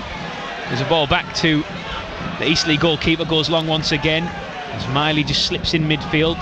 Daly heads the ball, but it only finds the mint green shirts of Eastleigh as Warue looks to try and wriggle his way forward. He budges into a Pool shirt which is unmoved. Warue goes down, and Hartlepool United play on. Yeah, I thought he was a little bit unlucky there. I thought it was a foul, Rob. I think he did really well to get the ball and run forward, and I think he knew the contact was coming, but I still think it was a foul. I thought he was unlucky. We'll keep you up to date with other scores in the National League this afternoon. It's still Altrincham 1, Southend 0, so as things stay the same here, Pool's gap to the playoffs would be 4 points, although Southend do have a game in hand. Borehamwood are leading Gateshead by 3 goals to 0, and Scunthorpe have equalised against Braintree, 1 apiece there, as Alex Reid cushions the ball down with his thigh, has plenty of green shirts around him, manages to find the pass to Nathan Sherrin. Now Cameron John, out to the left hand side is Sinclair, hugging the touchline. Oh, and then John's continued his run. Sinclair's found him, the cross into the area is past Caton, it might arrive for Daly, it ricochets inside the box. Pools won a penalty, they claim it hit a hand, nothing given from the referee, and we play on. Sinclair stabbed back towards Sherrin, wide on the left hand side. Now to Daly, who's looked busy and bright. He is the goal scorer, the difference maker in this game. Sinclair finds Reid, turns beautifully inside the area, and then has the ball just taken away from him at the vital moment by Louis Giles, who did really well to get back and to slide in to disrupt the move, because otherwise Reid was in and would have been through on goal. It is a corner instead. Pool's leading by a goal to 0. Yeah, some good defending there from Eastleigh. The first one just getting bodies in to block the ball, and then Giles there, he's realised the danger. Reid spun and he's got across, but it's still Eastleigh aren't dealing with the extra player. The 2 centre halves are getting overrun, and then they've got an extra runner on top of that. Corner to Pools, Miley to deliver it right to the front post. It's headed away by Ini Effenyoung. Warue tries to run it away with chasing on to his header, but instead it falls away. The white shirts of Hartlepool United with the blue pinstripes, the blue shorts and the blue socks. Pools in possession with Cameron John. Rides the challenge of Aaron Blair. Cross the halfway line with Sherrin. Now it is attack versus defence. Every white shirt is forward. Every mint green shirt is back behind the ball. A through ball there from Cameron John. Intercepted by Aweka, and again Pools claim for a handball inside the penalty area, which is not picked up or acknowledged by the referee. He thought otherwise. Jamie Miley in possession, but he's running back towards his own goal. He's been hounded every step of the way by Jordan Cousins.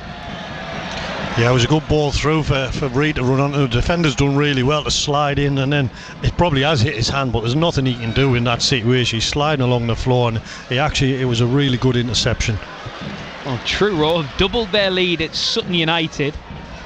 Truro 2, Sutton 0 at Gander Green Lane. Sutton have some crazy results, don't they? They just go like up and down all the time, and You wouldn't want to have them in your accumulator, I know that.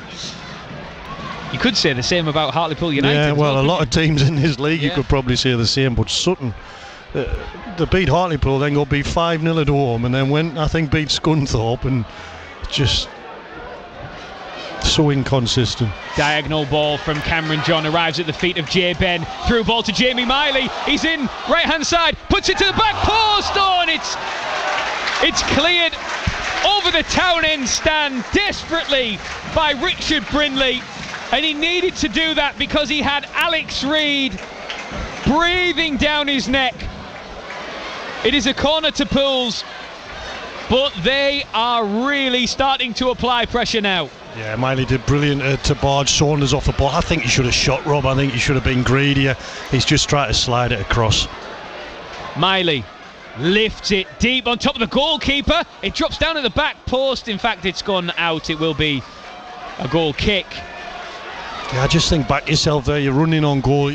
We know he's got a great strike on him. And even if he hits it in the goalkeeper save, it's probably going to pop out. But he's just trying to slide it for a tap in, which... if it goes in, is a good option, but I would rather he just went for it himself.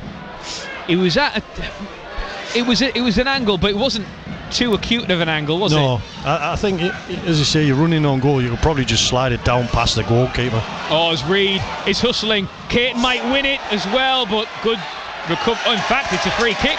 I was about to say it was a good recovery challenge there by Oweka. I have to think Oweka is unlucky there. I thought it was just a full-blooded challenge where Oweka won the ball. Yeah, I didn't think it was a free kick, but suddenly Eastleigh wanted to try and play out. They're playing out to the centre half. He's playing it back. They made a mistake. And I thought he recovered well and got the tackle in, but the referee's given a free kick and a brilliant position for Hartlepool. It's a similar to position to what Innie Effenyoung had a shot from earlier in the second half. But now look at this. There is a queue of players stood over this ball. Jamie Miley, Tyrese Sinclair, Matty Daly. They all fancy this, but Tyrese Sinclair is going to pull rank. We've seen him score from free kicks already in his Pools career. Right-footed from Sinclair. It's over the wall and over the crossbar, and it remains Hartlepool United 1, Eastleigh 0 with 64 minutes on the clock. Yeah, he just couldn't get it to dip down, could he? He had the power in it again, but like his shots in the first half, he just couldn't hit the target. You see why he's trying to bend it in that top corner, but just too much power on it. As Scunthorpe have gone from 1-0 down to 2-1 up against Braintree. So Braintree 1, Scunthorpe 2, a latest score. It's still Carlisle 1, Boston 2. Forest Green Rovers 1, Wealdstone 0. Rochdale 2, Tamworth 2.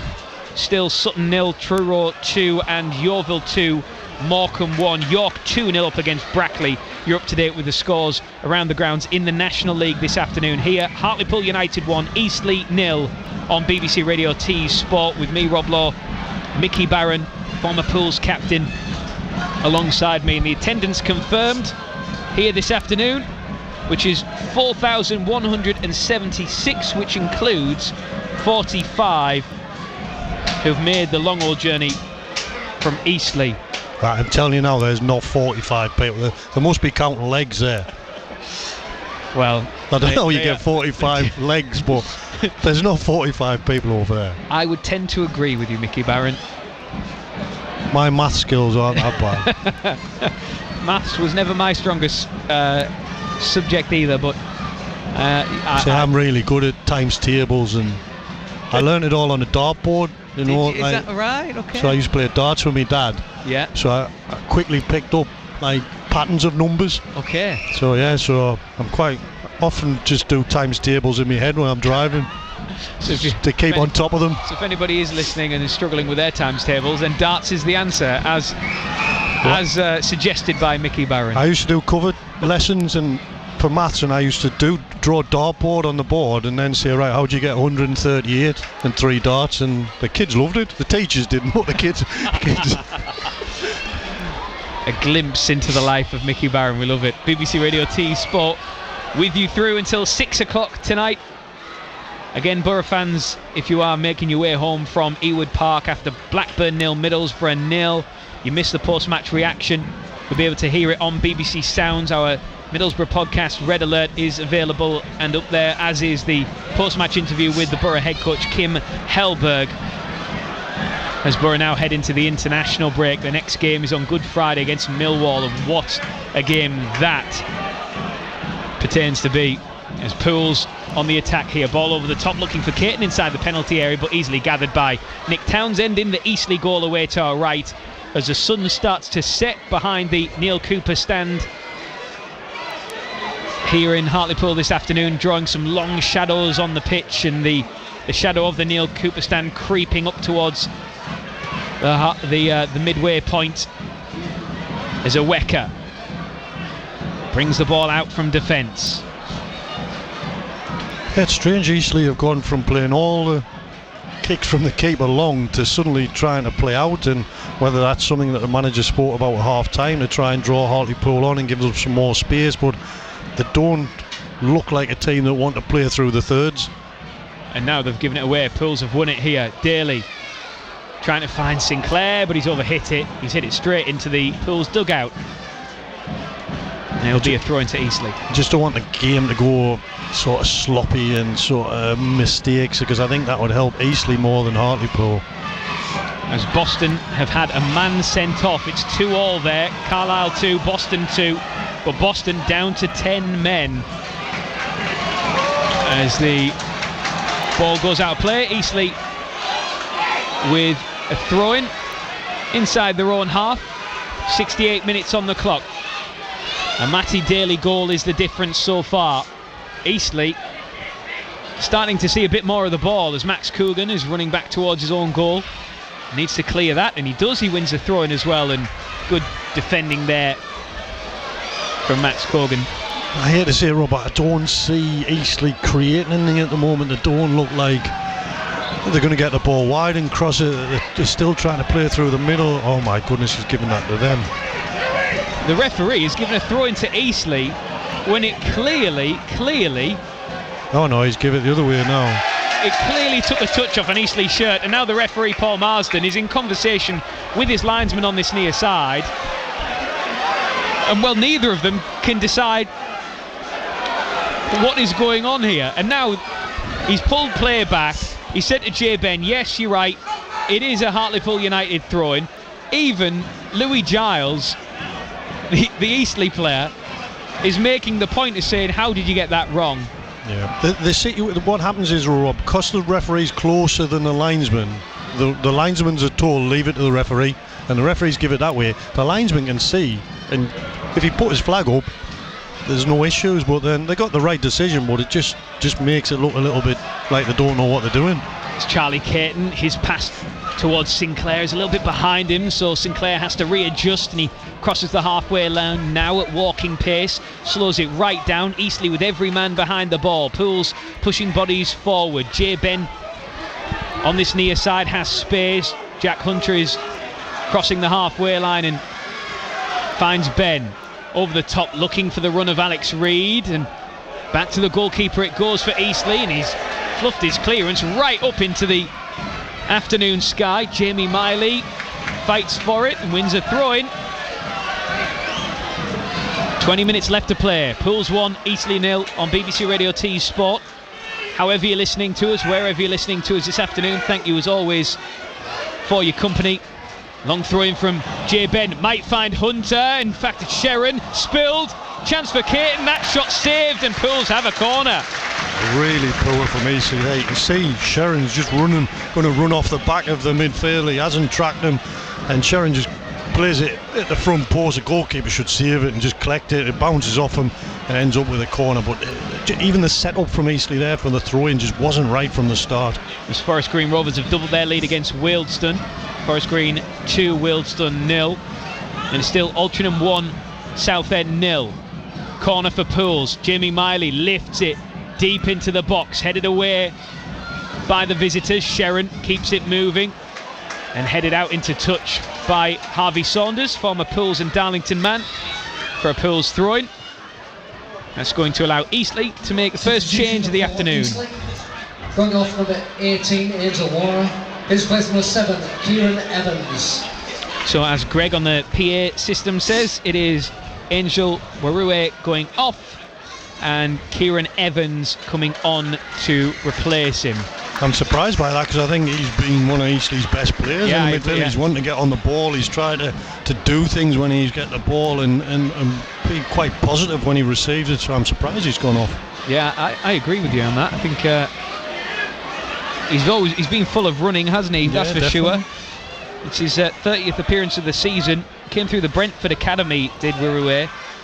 No professional goal as yet, but he was certainly heavily involved in a lot of what Eastleigh were doing this afternoon, and he's getting a good smattering of applause from the Pools fans as well as he makes his way around the edge of the pitch. Oh, it's a tight ball. As Jamie Miley does well to rescue that pass into him. And Kieran Evans now on the pitch wearing the number 7. Had a spell out on loan at Gateshead previously as Harvey Saunders down on the left hand side for Eastleigh towards the byline. This is danger. Back out it comes to Giles. Squared to Evans from distance. Goes for the shot. Skips up off the turf and into the arms. Cradled by Nick Hayes in the Hartlepool United goal in front of the rink end over to our left. Yeah, it's a shot on target, but it's a long way out. I think Giles would have been better crossing it for Eastleigh from that and try and get Effiong a chance to head it or deflect it down, but it's a long way for Evans to try and score from. We've had goals in the only 3 o'clock kickoff in the Premier League this afternoon. Fulham 1, Burnley 1. 2 goals inside 7 minutes there. Highlights of which you'll find on Match of the Day tonight on BBC One. Here, Pools leading by a goal to 0. Matty Daly tapping in from close range on the half-hour mark. Since then, Pools have had opportunities, but Eastleigh growing into this game. Free kick referee. Well, Aaron Blair is bewildered at some of the referee's decisions this afternoon, and he's letting him know about it as well.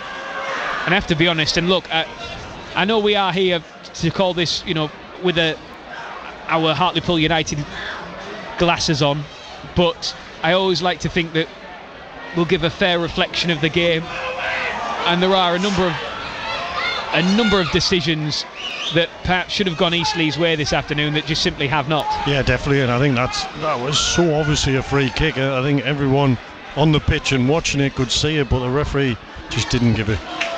Cameron John clips the ball forward to the edge of the box, but intercepted by Eastleigh, then given away again. Matty Daly out to the left for Sinclair, who's going to get there in front of his opposite number. Sinclair now to Cameron John. Those two link up so well. At the minute it is walking pace. Now Sinclair tries to change that and he gives the ball away. He screams in the direction of Matty Daly as Innie Effiong settles the ball down inside the centre circle, tries to find Blair, but Cameron John is back covering and intercepting. Does really well. The ball now into the feet of Reid, back to goal. Pools operating inside the centre circle. Daly left hand side, stabs it forward for Reid once more with the red boots on his feet as Pools try to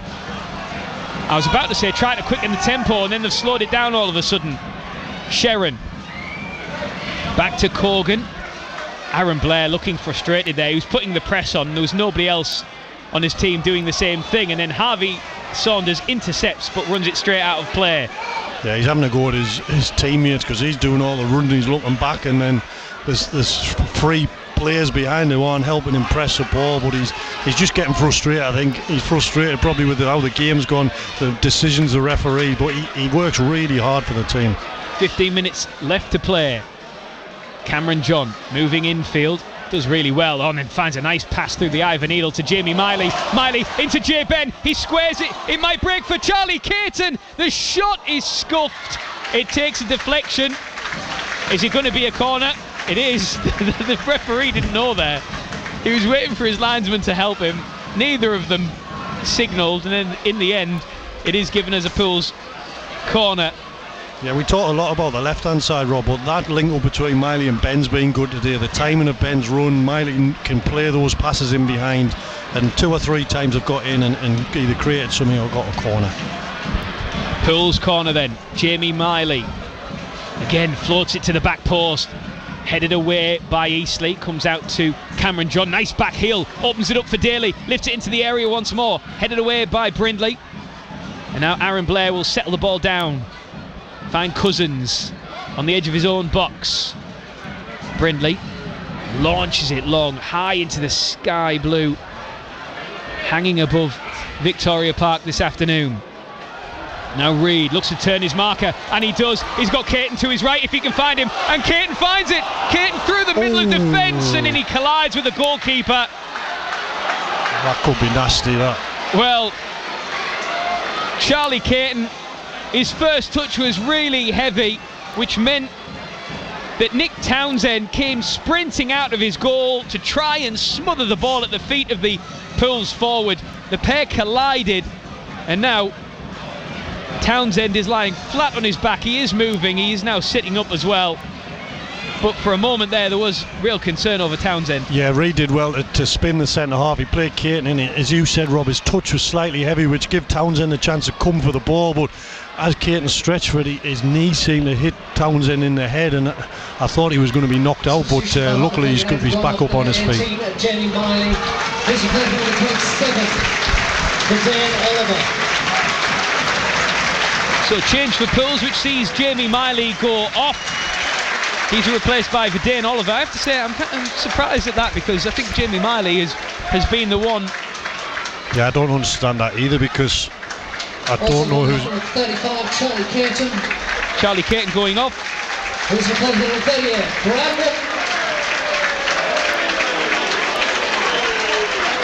Brad Brad Walker is the man coming on to replace Charlie Caton. Unless they're going to go 3 at the back, and Brad's going to go and play in the back 3. It looks like Cameron John's going to play as a left side centre half, so back 5 maybe, and then 3-2 with. Yeah, we'll see how it levels out. But Eastleigh on the attack with Harvey Saunders crossing the penalty area, comes all the way through, chasing it is Lundstrom, but Sinclair does well to get across, clears it up to the halfway line. Brindley nudges it back the way it came. Sinclair tries to take it out the air, but he's inadvertently giving it to Aaron Blair. Now Evans, step overs, gets the angle, left-footed shot. Oh, and it's just wide, inches wide. For a minute it looked destined for the top corner. Nick Hayes was outstretched and wasn't getting anywhere near it. It is a goal kick. It was wide in the end, but that is just a warning for Hartlepool United with 12 minutes left to play. Yeah, it was a great strike, wasn't it? If it was on target, it was definitely a goal. But I'm a bit confused why Nick Ian has changed the formation. It's not like Eastleigh having lots and lots of sort of attempts on goal, and all it does is drag Sinclair a little bit further back. So hopefully it works out, but it just didn't seem necessary at the time. Well, it is very much Vidane Oliver and Alex Reid up front as a 2, and Vidane Oliver on the ball now, right hand side of play, the orange boots on his feet, who's asking for Matty Daly to make a run forward. Daly wasn't exactly on the same page as his teammate, as Evans picks up possession for Eastleigh. Oh, caught in possession by Brad Walker, who wins it, finds Vidane Oliver onto his right foot. The shot is blocked. It spirals up into the afternoon sky, and Eastleigh can work it away. They find Ini Effignong, controls it high on his chest. Runners over on the right hand side. This is danger. Lundstrom takes a touch to guide the ball away from Sinclair. Lundstrom out to Brindley. Slows the move down. Pools trying to stop the cross. Brindley gets it away anyway, headed out by Sherrin, helped on by Daly, but he's given it away. And now Saunders cushions the ball. Cross from Saunders once more, cleared by Pools, but back comes the ball, this time with Giles. That's an inviting cross. Effignong is trying to get away from Cameron John, and he goes all the way out to the far side. Effignong bulldozes Tyrese Sinclair down. No free kick, we play on. It's drilled across the penalty area and out for a goal kick, and it is still Hartlepool United 1, Eastleigh 0. But how that wasn't a free kick on Tyrese Sinclair. Yeah, he got in front of Effignong. Effignong just weighted him out of the way, didn't he? He just used his strength to move him. Everyone thought it was going to be a free kick, and Effion turned around with a ball, but then wasted the opportunity for Eastleigh. Thank you for your support. And to the 45 Eastleigh fans that made the journey. Well, the attendance being confirmed there. Once again, 4,176, including 45 who've made the trip from Eastleigh this afternoon. There's a ball out of play. I'll tell you some scores elsewhere. Fulham have taken the lead against Burnley. Fulham 2, Burnley 1, a latest score. That's after Brighton beat Liverpool 2-1 in the early kick-off. Then Everton against Chelsea gets underway at 5:30, and Leeds against Brentford is the 8 o'clock tonight. In the Championship, our early kick-off on BBC Radio T Sport was Blackburn 0, Middlesbrough 0. The other full-time scores: Derby 1, Birmingham 0, and Ipswich 1, Millwall 1.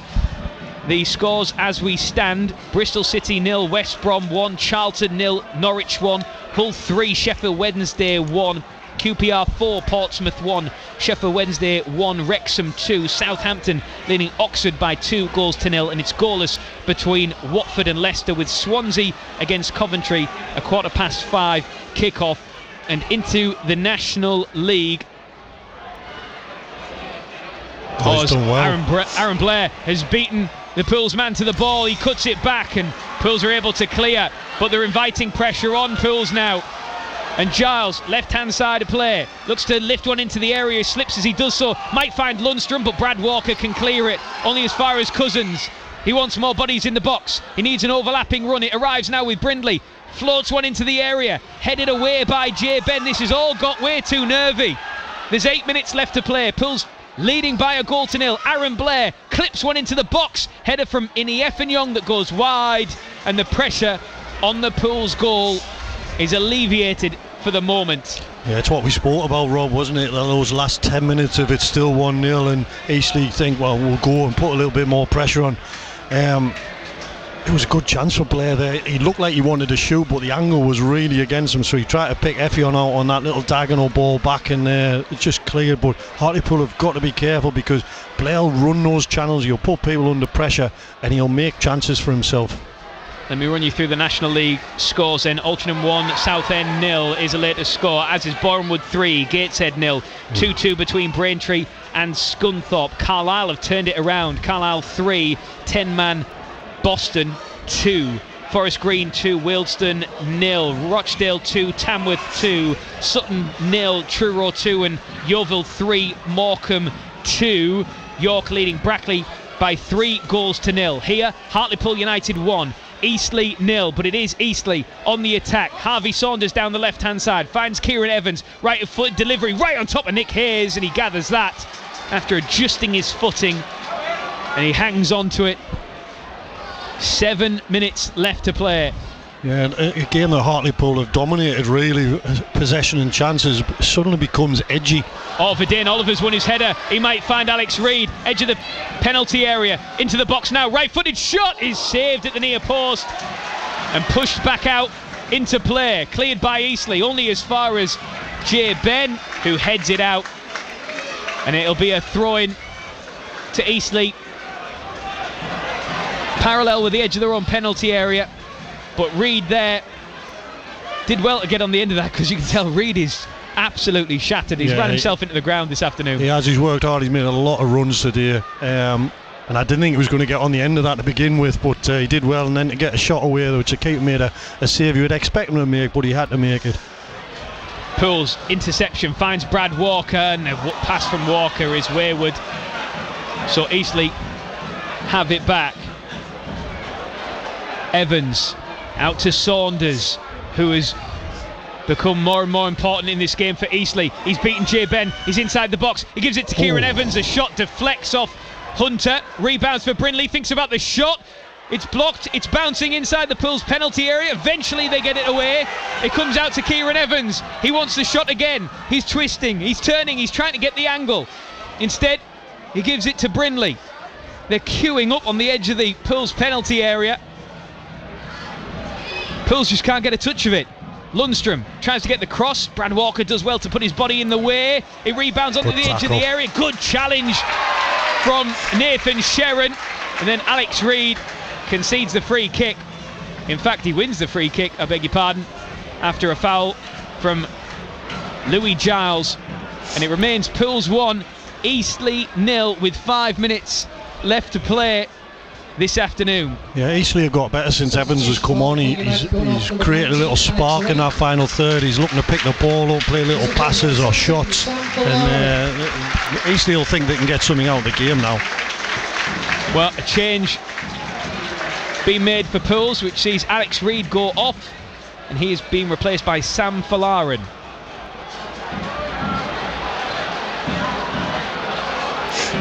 Well, is this another change of shape from Nicky Featherstone? We're going to see another substitution as well. Also going off number 37 at Tyrese Sinclair.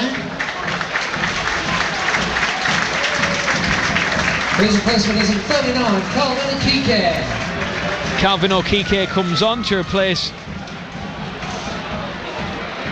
Looks like Falarin's just going to play on this right hand side, doesn't it, and try and stop Eastleigh attacking down this left hand side where they've had a little bit of joy. Well, a change as well for Eastleigh to tell you about, which is Louis Giles going off. Substitution for Eastleigh, off number 26 Louis Giles. His replacement number 3 Jake Vorkins. Jake Vorkins on to replace him. I was just watching there, Mickey, as Tyrese Sinclair went off. He got his yellow bib and walked straight down the tunnel. And needless to say, he did not look a happy man to be brought off this afternoon. Yeah, I don't really agree with that. I think if you get brought off, unless there's a reason, an injury that you need to go down the tunnel, you should sit on the bench till the end of the game. Just looks a bit petulant to me that you've gone off because you're not happy to be brought off. Well, he is coming back out of the tunnel now, so whether it was a toilet break or something, but Pools on the attack now. Sam Falarin racing to the edge of the box, tries to deliver a cross and wins the corner. Yeah, well done, Falarin. Just relieves a bit of pressure, but just going back to Sinclair, he's probably just gone in to get maybe a snack or a gel or something like that, so maybe a bit quick on. A little bit of criticism there. Well, he'd certainly walked down the tunnel with some vigour. Yeah. And you know, there was a fan who was reaching out to shake his hand, and he walked past them with a real sort of anger in his step. But maybe we're being a bit unkind to Tyrese Sinclair there. We know he wears his heart on his sleeve, and he's so often been the magic man for Pools since he joined on loan from York. Brad Walker with the corner, header from Verdane Oliver, doesn't reach him. Mike Cameron John, his shot crowded out, falls for Calvin Okike, tries to bulldoze his way through from distance, but his shot crowded out, and Okike brings his man down as he was racing back to recover, and the Hull City loanee is going to get a yellow card, and he's only been on the pitch about 15 seconds, which was the same length of time when he came off the bench and scored in his debut. This time he's got a nice pretty yellow card to go with it. Yeah, I think it's a good foul really, because the winger was past him, and there was a bit of an overload for Eastleigh there. It was a counter attack where they had bodies forward, but just played quickly down the right hand side. Free kick quickly taken, lifted into the area. Nick Hayes comes out, doesn't get there, and eventually gathers it inside his 6-yard area. Well, that was hearts in mouths for a moment there from Pools. Nick Hayes leaping between a mass of bodies surrounding him. Ended up down on the floor, gathered the ball at the second attempt. Eastleigh in possession, 89 minutes on the clock. Hartlepool United 1, Eastleigh 0 on BBC Radio T Sport. Inni Effenyoung wins it, edge of the area.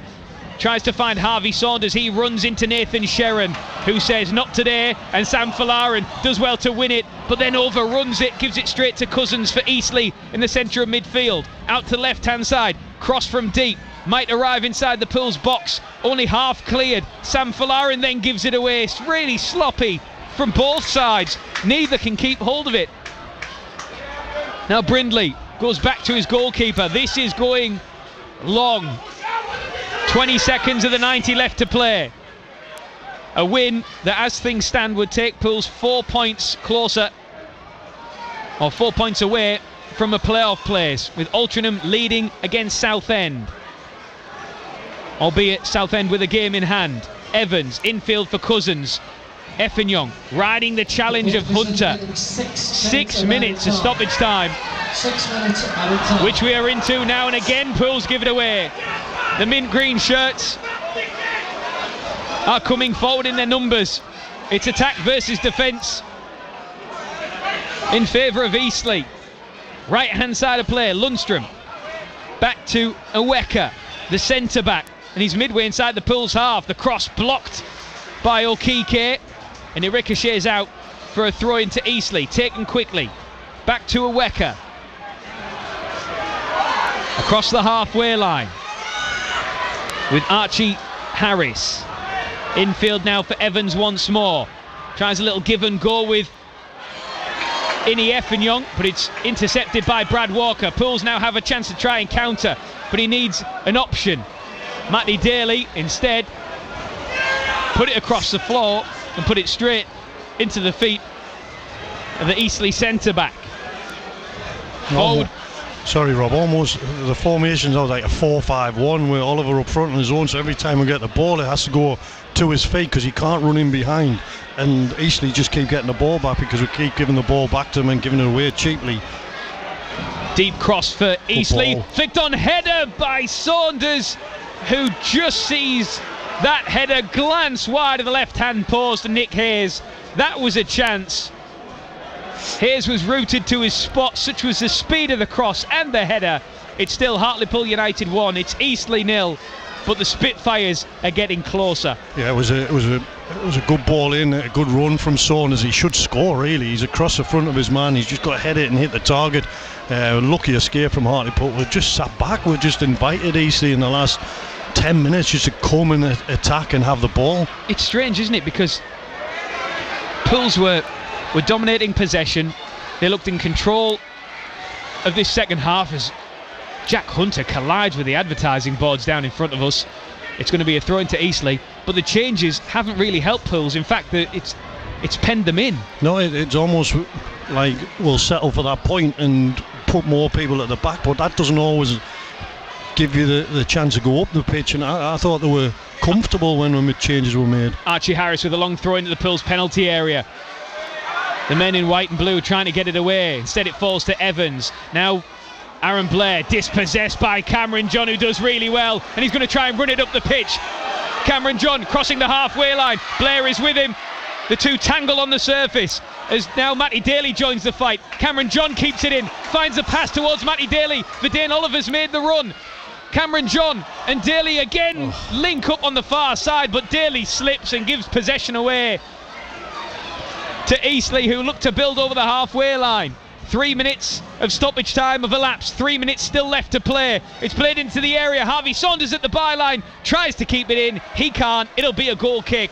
It's Pools 1, it's Eastleigh 0. Yeah, it's Eastleigh in the last 10 minutes have got so much more energy and more positivity in that final third. They've got runners that are running off the wing in behind, trying to get in, and you just wonder why they didn't play like this from the start of the game.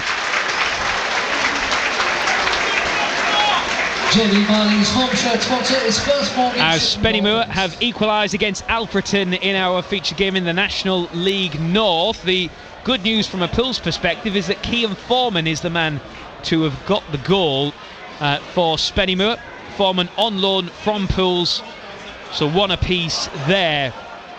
Matty Nixon will bring you a full roundup of the full-time scores in that one, and Peterborough Sports against Darlington when we finish here at Victoria Park in the National League. Pools leading by 1-0. They came in the 30-minute mark through Matty Daly.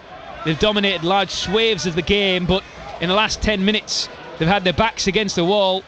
They've made changes which haven't really had the impact I'm sure Nicky Featherstone would have hoped for. Eastleigh piling bodies forward with Evans out to the right hand side for Brindley. Now Harris through the centre of the pitch. There's so much space for him as he just saunters forward. Pass to Harvey Saunders, edge of the box. Got to be offside. Cross that takes a deflection off the back of Jay Ben. The offside flag is up, so it will be a Hartlepool United free kick. And we have about 1 minute and 15 seconds left to play for Pools to try and hold on. Yeah, Hartlepool really lucky there because Falarin switched off. Saunders got the ball, and I think the pass was for the runner, Vokins, to get on the end of it, and then he's played another pass, and then Vokins end up offside, but got lucky because Falarin switched off and let his man run. At this point, Mickey Barron, our expert Pools summariser, It's where I ask you for your BBC Radio T Sport man of the match. Who is in your thinking this afternoon? I thought Miley had a good game. I think Cameron John has played really well again at left back, so probably either of those two I would be looking at. More on that shortly as Jordan Cousins for Eastleigh. It's not over yet. Final 30 seconds left to play. Evans into the area, headed away by Brad Walker, comes out to Cousins, lifts it towards Innie Effinyoung, can't keep hold of it and pulls clear through Nathan Sherrin.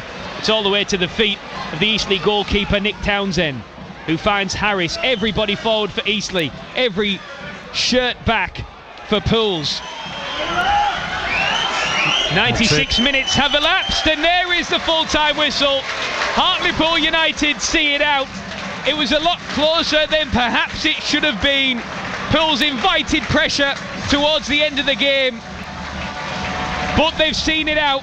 It's back-to-back wins thanks to Matty Daly here this afternoon. Pools opening the scoring on the half-hour mark. Jay Ben and Miley down the right-hand side, a low cross into the 6-yard area that was spilled by goalkeeper Nick Townsend. It arrived at the feet of the onrushing Matty Daly, who just had to side-foot it into the back of the net. That was enough, albeit was nervy towards the end of the game. Pools have 2 wins on the bounce as they look to try and narrow the gap between themselves and the playoff places. It ends Hartlepool United 1, Eastleigh 0.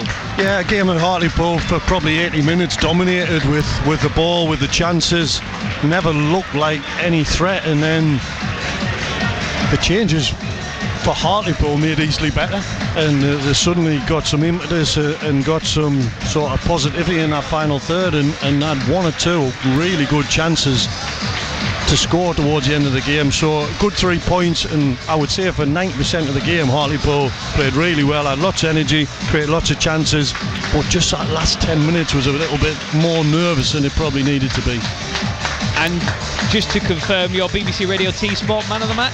I think I'd give it to Cameron John. I think from this attacking point of view, what he does is defending really well, gets forward, he's full of energy, even in the last minute he's trying to run the ball up. So yeah, I think he's someone that probably, as you said, Rob, goes unnoticed at times, but I thought that alongside 1 or 2 others he was really good. So Cameron John, your BBC Radio T Sport man of the match, as Pools make it back-to-back wins.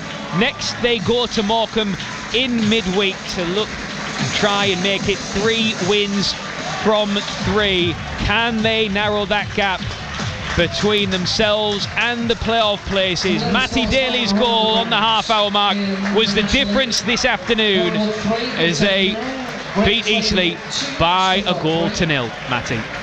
And Mickey, you mentioned they're a bit nervy towards the end, but the important thing from a Pools perspective, both this week and last week, they've managed to just get it over the line, which is all that matters at this stage of the season, isn't it? Yeah, definitely, and don't get me wrong, Matty, the performance was good for the majority of the game. They played really well and created lots of chances and lots of opportunities, and now they go to Morecambe, which is a game where you think they've got a good chance of winning, to win 3 on the bounce, and it puts Southend under that pressure again, doesn't it, that they have to go and win another game and just to keep the other teams away from them. So it's a big win today, and don't get me wrong, like I said, the majority of the game was really, really good. Just those last 10 minutes was a little bit nervy for everyone in the ground. And I can tell you that it has just finished down at Moss Lane, and it's Altrincham 1, Southend 0 is the full-time score there. Rob, do you think that, I mean, Nicky Featherston's been very pragmatic, hasn't he, with us in recent weeks? He said, look, it's an outside chance, but it's a chance, and we'll do everything we can. Same with Gary Little when he's spoken to us as well. But do you think they'll be looking, especially after today, and think, do you know what? Maybe it's a bit more than an outside chance now. Well, yeah, I mean, why not? Obviously, look, Southend do have a game in hand, don't they? So, yeah, if Southend win that, and again, it's big ifs, because there's been so much inconsistency for that final playoff spot, whether it's Hartlepool United, whether it's Halifax, or whether it's Southend themselves, as this afternoon has proved with them losing at Altrincham. But why not? Why not? Back-to-back wins now, like you say, they go to Morecambe, they'll surely fancy the chances there. They've got a trip to Wealdstone in midweek as well to contend with next week. So you feel these next 2 weeks will have a real bearing on just how close they can get, and why not try and put a little bit more pressure on the teams above them, like Southend, who clearly have those jitters in them. There is a bit more pressure on them now. They're going to have to start stringing more wins together than they have been. So I know me saying this, there'll be fans who are leaving the Vic or people who are listening to us at home or wherever they are this afternoon, thinking, nah, it's gone. It's gone. But 7 games left to play, and 4 points is the gap. So why can't Hartlepool do it? And the answer is probably going to be the level of consistency that they've failed to show this season, Mickey. But for now, in black and white, 4 points is not an insurmountable amount of points. It's not, no, but it like what you've just said, Rob, is can Hartlepool win 6 out of 7 or 7 or whatever, how many it is, and they've still got Southend to play, haven't they? Yeah. So if they can get to when they play Southend with 3 points, 4 points, and then win that game, that really puts the pressure on Southend. So it is still all to play for. I think if they hadn't won today, it would have been another opportunity missed. But winning today, and I think the Morecambe game's a winnable game, and you just never know at this time of year what teams are going to do. Southend could lose the next 3, and all of a sudden you could be in the playoffs. I love that positivity, Mickey Byron. We'll leave it on that note. Gents, thank you very much. Brilliant as ever. Our Hartlepool United commentary team of Rob Law and former Pools captain Mickey Byron there. Rob will head off now and get some post-match reaction with Nicky Featherson and potentially a player as well. And we'll do our best to get that out for you before 6 o'clock tonight when Emma Millen takes over with Upload for your Saturday evening. But Pools have done their part this afternoon. A 1-0 home win over Eastleigh in the National League. We'll bring you the goal and the results from up and down the country after this. Scott Makin on BBC Radio Tees. On the show recently, well, I got to catch up with some TV royalty. The wonderful, amazing, evergreen Ruth Langsford. I do believe getting older, having that experience, that wisdom, as you say, I'm less concerned about what people think of me. I know who my friends are, and it's taken a long time, I'm 66 this year, so it's taken a long time. You are not. But I think I'm not having that, Ruth. Oh, you're a bit slow there, Scott. I did pause. I paused for effect. Scott Makin. Weekday afternoons from 2 on BBC Radio Tees. Proud to follow Hartlepool United. BBC Radio Tees Sport. And full-time in the National League, Hartlepool United have made it back-to-back wins thanks to Matty Daly against Eastleigh.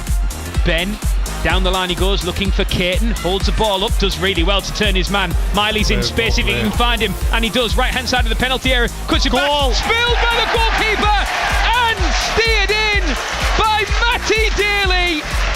Hartlepool United have the breakthrough that their play deserves this afternoon. Daly gets his 4th of the campaign. Pools have been banging on the door in the opening half an hour, and they've finally broken the resilience of the Eastleigh defence. Pools lead by a 1-0. Yes, Hartlepool United with a 1-0 win over Eastleigh this afternoon. Elsewhere in the National League, full times, Woking 3, Aldershot 2, Altrincham 1, Southend 0, Bournemouth 3, Gateshead 0, Carlisle 6, Boston United 2. Forest Green 2, Wealdstone 0. Rochdale 3, Tamworth 2 is still playing down at Spotland, so I'll bring you a full-time result from there as and when we get it. Then there's Sutton 0, Truro 3, Yeovil 3, Morecambe 2, New York City 4, Brackley 0. They're also still playing down in Essex, where it's Braintree 2, Scunthorpe United 3. We'll revisit those shortly. Into the Premier League in the early kick-off, we finished Brighton 2.